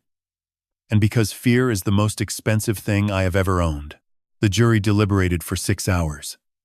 They returned with guilty verdicts on all counts: wire fraud, securities fraud, forgery, elder financial exploitation. obstruction of justice, filing a false emergency report, flight to avoid prosecution. Natalie stood when the verdicts were read. She did not cry. She did not speak. She stood in a navy blue dress, with her hands folded in front of her, and received each word the way a wall receives rain, without expression, without movement. The judge scheduled sentencing for December 15th. I sat in the third row of the courtroom beside Nathan. He had attended every day of the trial. He had not spoken to Natalie since her arrest. He sat with his jaw tight and his eyes fixed forward. And when the verdicts came, he closed his eyes and pressed his thumb and forefinger against the bridge of his nose. I placed my hand on his shoulder. He did not pull away. After the courtroom cleared, Diane Prescott met me in the hallway. She carried a folder under her arm, and her expression was unreadable. "Walter, there is something I need to discuss with you before sentencing." During the search of Natalie's personal effects at the detention center, officers cataloged the contents of her wallet. Inside was a photograph. Old, creased, folded twice. It shows a woman and a young girl standing in front of a small house. The woman is thin. The girl is maybe 8 years old. On the back of the photograph, someone wrote Karen and Natalie, 1996. "Karen," I said, "Natalie's mother." I asked my investigator to run a background check. Karen Cross died in 2003. She was 41. The cause of death was listed as suicide. I leaned against the hallway wall. The fluorescent lights hummed above me. Karen had invested her entire savings in a financial scheme run through a community organization in rural South Carolina. The scheme collapsed. She lost everything. Her home, her car, her ability to care for Natalie, who was 15 at the time. Karen took her own life 6 months after the collapse. Natalie was placed in foster care. She aged out of the system at 18. I stood in that hallway and felt the ground shift beneath the story I had been telling myself for months. Natalie was not a monster who had appeared from nowhere. She was a girl who had watched her mother be destroyed by the same kind of fraud she had grown up to commit. The symmetry was not justification, but it was context. And context changes the temperature of everything it touches. "Does Nathan know?" I asked. "No." Natalie never told him. She never told anyone. I only found it because of the photograph. I thanked Diane and walked outside. The December air was sharp and clean. I sat on a bench across from the courthouse and pulled from my jacket the small wax-sealed envelope I had been carrying since the night I opened Dorothy's lockbox. The envelope marked "For Natalie." I had not opened it. Dorothy had addressed it to Natalie, and I had respected that. But now, sitting on that bench with the trial behind me and the sentencing ahead, I needed to understand what my wife had known.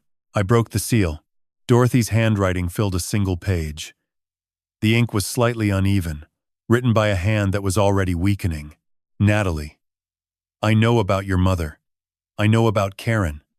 I found the records when I was investigating the fund, and I understood then what I had not understood before. You did not become this person by choice. You became her because no one protected you when you needed it most.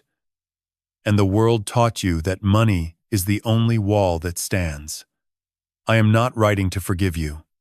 Forgiveness is not mine to give from a letter. I am writing to tell you that I see you, not the version you built for the boardroom and the gala. The real you, the girl in that photograph. And I am writing to ask you to stop. Not for me, not for Walter, for yourself, because the wall you are building with stolen money will collapse the same way your mother's world collapsed, and when it does, you will be standing alone on the other side with nothing but the knowledge that you became the thing that destroyed her. There is still time, Natalie. There is always time, but you have to choose it. Dorothy. I folded the letter and held it against my chest. The courthouse stood across the street, its columns catching the winter light. Inside, a jury had delivered justice. But in my hands, Dorothy had offered something the law could not. Understanding. I drove to the detention center that afternoon. I told the officer at the desk that I wanted to see Natalie Cross. He checked the visitor log and led me to a small room with a metal table and 2 chairs. Natalie was brought in 5 minutes later. She wore a gray jumpsuit and no makeup. Her hair was pulled back. She looked younger without the armor. She looked like the girl in the photograph. She sat across from me and said nothing. I placed the envelope on the table and slid it toward her. "Dorothy wrote this for you," I said. "I have not changed a word." Natalie looked at the envelope. She did not touch it. "Read it when you are ready," I said. "Not for me. For her." I stood and walked to the door. Behind me, I heard the sound of paper being lifted from a metal table. I did not turn around. The sentencing hearing fell on a Monday, December 15th. The courtroom was quieter than it had been during the trial. Fewer reporters. Fewer spectators. The people who remained were the ones who needed to be there. Lorraine Jensen sat in the second row in a dark green dress, her hands folded in her lap. Margaret and Gerald Webb sat beside her. Eugene Porter was near the aisle, his back straight, his expression patient. Claire Whitmore sat behind them, wearing the navy blazer she had worn the first day I met her. Robert Ashford sat alone in the last row, his eyes on the floor. Nathan sat beside me. He had not spoken on the drive to the courthouse. He had stared out the window at the December sky, pale and cold, and I had let the silence hold, because some silences are not empty. They are full of things a person is not yet ready to say. Natalie was brought in at 9:15. She wore the gray jumpsuit. Her hands were folded. Her posture was straight, but something had changed. I noticed it immediately. Her eyes. They were not guarded the way they had been during the trial. They were not calculating or scanning the room for advantage. They were still, resting. The eyes of someone who had stopped performing. She looked at me once, briefly, and then she looked at Nathan. She held his gaze for 3 seconds before turning to face the judge. Nathan's jaw tightened. His hand gripped the armrest of his chair. The judge, a woman named Helen Cartwright with silver hair and steady hands, read the sentencing summary. She reviewed each count. She acknowledged Natalie's lack of prior criminal record. She acknowledged the severity and duration of the fraud. She acknowledged the victims by name, each one spoken clearly into the record. Lorraine Jensen, Margaret Webb, Eugene Porter, 5 others. When she finished reading the names, the courtroom was still. "Miss Cross, do you wish to make a statement before sentencing?" Natalie stood. She turned and faced the courtroom. "Not the judge. The people. I do not expect forgiveness," she said. Her voice was low and even, stripped of the polish I had heard at the gala. "I do not deserve it. Every person in this room trusted me, and I used that trust to take from them. I could tell you why. I could tell you about my mother, about what happened to her, about the fear that has lived inside me since I was 15 years old. But none of that erases what I did. It only explains how I became someone capable of doing it." She paused. Her eyes moved to Lorraine. "Mrs. Jensen, you reminded me of my mother every time I saw you, and I stole from you anyway. I will carry that for the rest of my life." Lorraine's chin trembled, but she did not look away. Natalie turned back to the judge. "I accept whatever sentence this court gives me. I ask only that the funds recovered be returned to the people I harmed, in full, before any other claims are considered." She sat down. The courtroom was silent.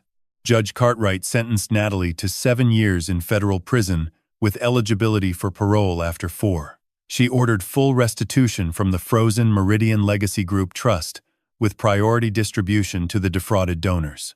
She recommended enrollment in a rehabilitative financial crimes program. She closed the hearing at 10:43. Nathan and I walked out of the courthouse together. The December air bit at our faces.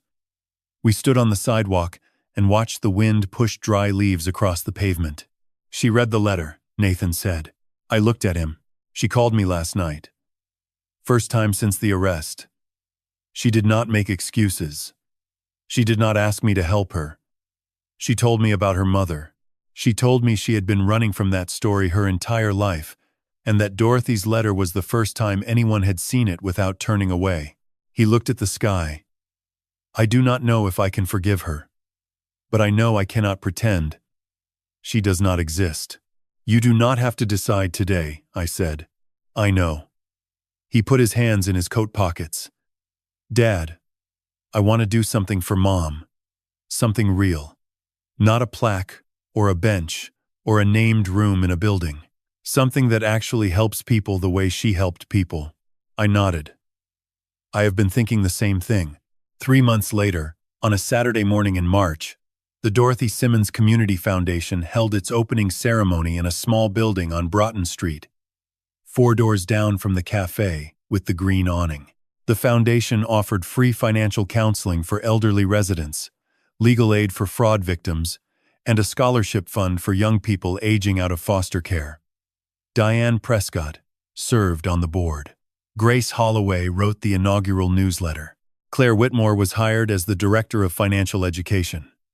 Robert Ashford, as part of his cooperation agreement, volunteered 20 hours a month teaching basic accounting to seniors. Lorraine Jensen cut the ribbon. Her hands were steady. Nathan stood beside me during the ceremony. He had designed the foundation's logo himself, a single rose with roots that spread wider than its petals. When I asked him about it, he said, Mom always said the strongest part of a garden is the part you cannot see. That evening, after the guests had left and the building was quiet, I drove to Bonaventure Cemetery. The sky was soft with early spring light, pink and gold, the kind of light that makes Savannah look like a painting of itself. I walked to Dorothy's grave and sat on the grass beside the headstone. Someone had placed fresh white roses in the vase. I did not know who. It did not matter. I reached into my jacket and pulled out the photograph from the lockbox. Dorothy and Grace, 2009, standing side by side in front of the Herald building, young and certain and unaware of everything that was coming. We did it, I said. Not the way you planned exactly, but close enough. The money is going back. The people are safe. Claire has a new beginning. Robert is making amends. Nathan is building something in your name. I paused. The wind moved through the live oaks above me, and the Spanish moss swayed like curtains in a room with no walls. And Natalie read your letter. She heard you, Dorothy. Even at the end, you reached her. I placed the photograph against the headstone, beside the white roses. I pressed my palm flat against the grass, the way I had pressed it against the garden soil, the night I found the lockbox. The earth was warm. Spring was doing what spring does, turning everything over, making room for what comes next. I stood and walked back through the cemetery, past the old stones and the oak canopy, and the quiet graves of people whose stories had ended. Mine had not. Not yet. There were roses to water, a foundation to build, a sun to walk beside, and somewhere, in a place I could not see but had learned to trust, a woman in a yellow sundress was smiling, her pruning shears catching the light, her garden growing in every direction she had planted it. The strongest roots are the ones you cannot see, but they hold everything up.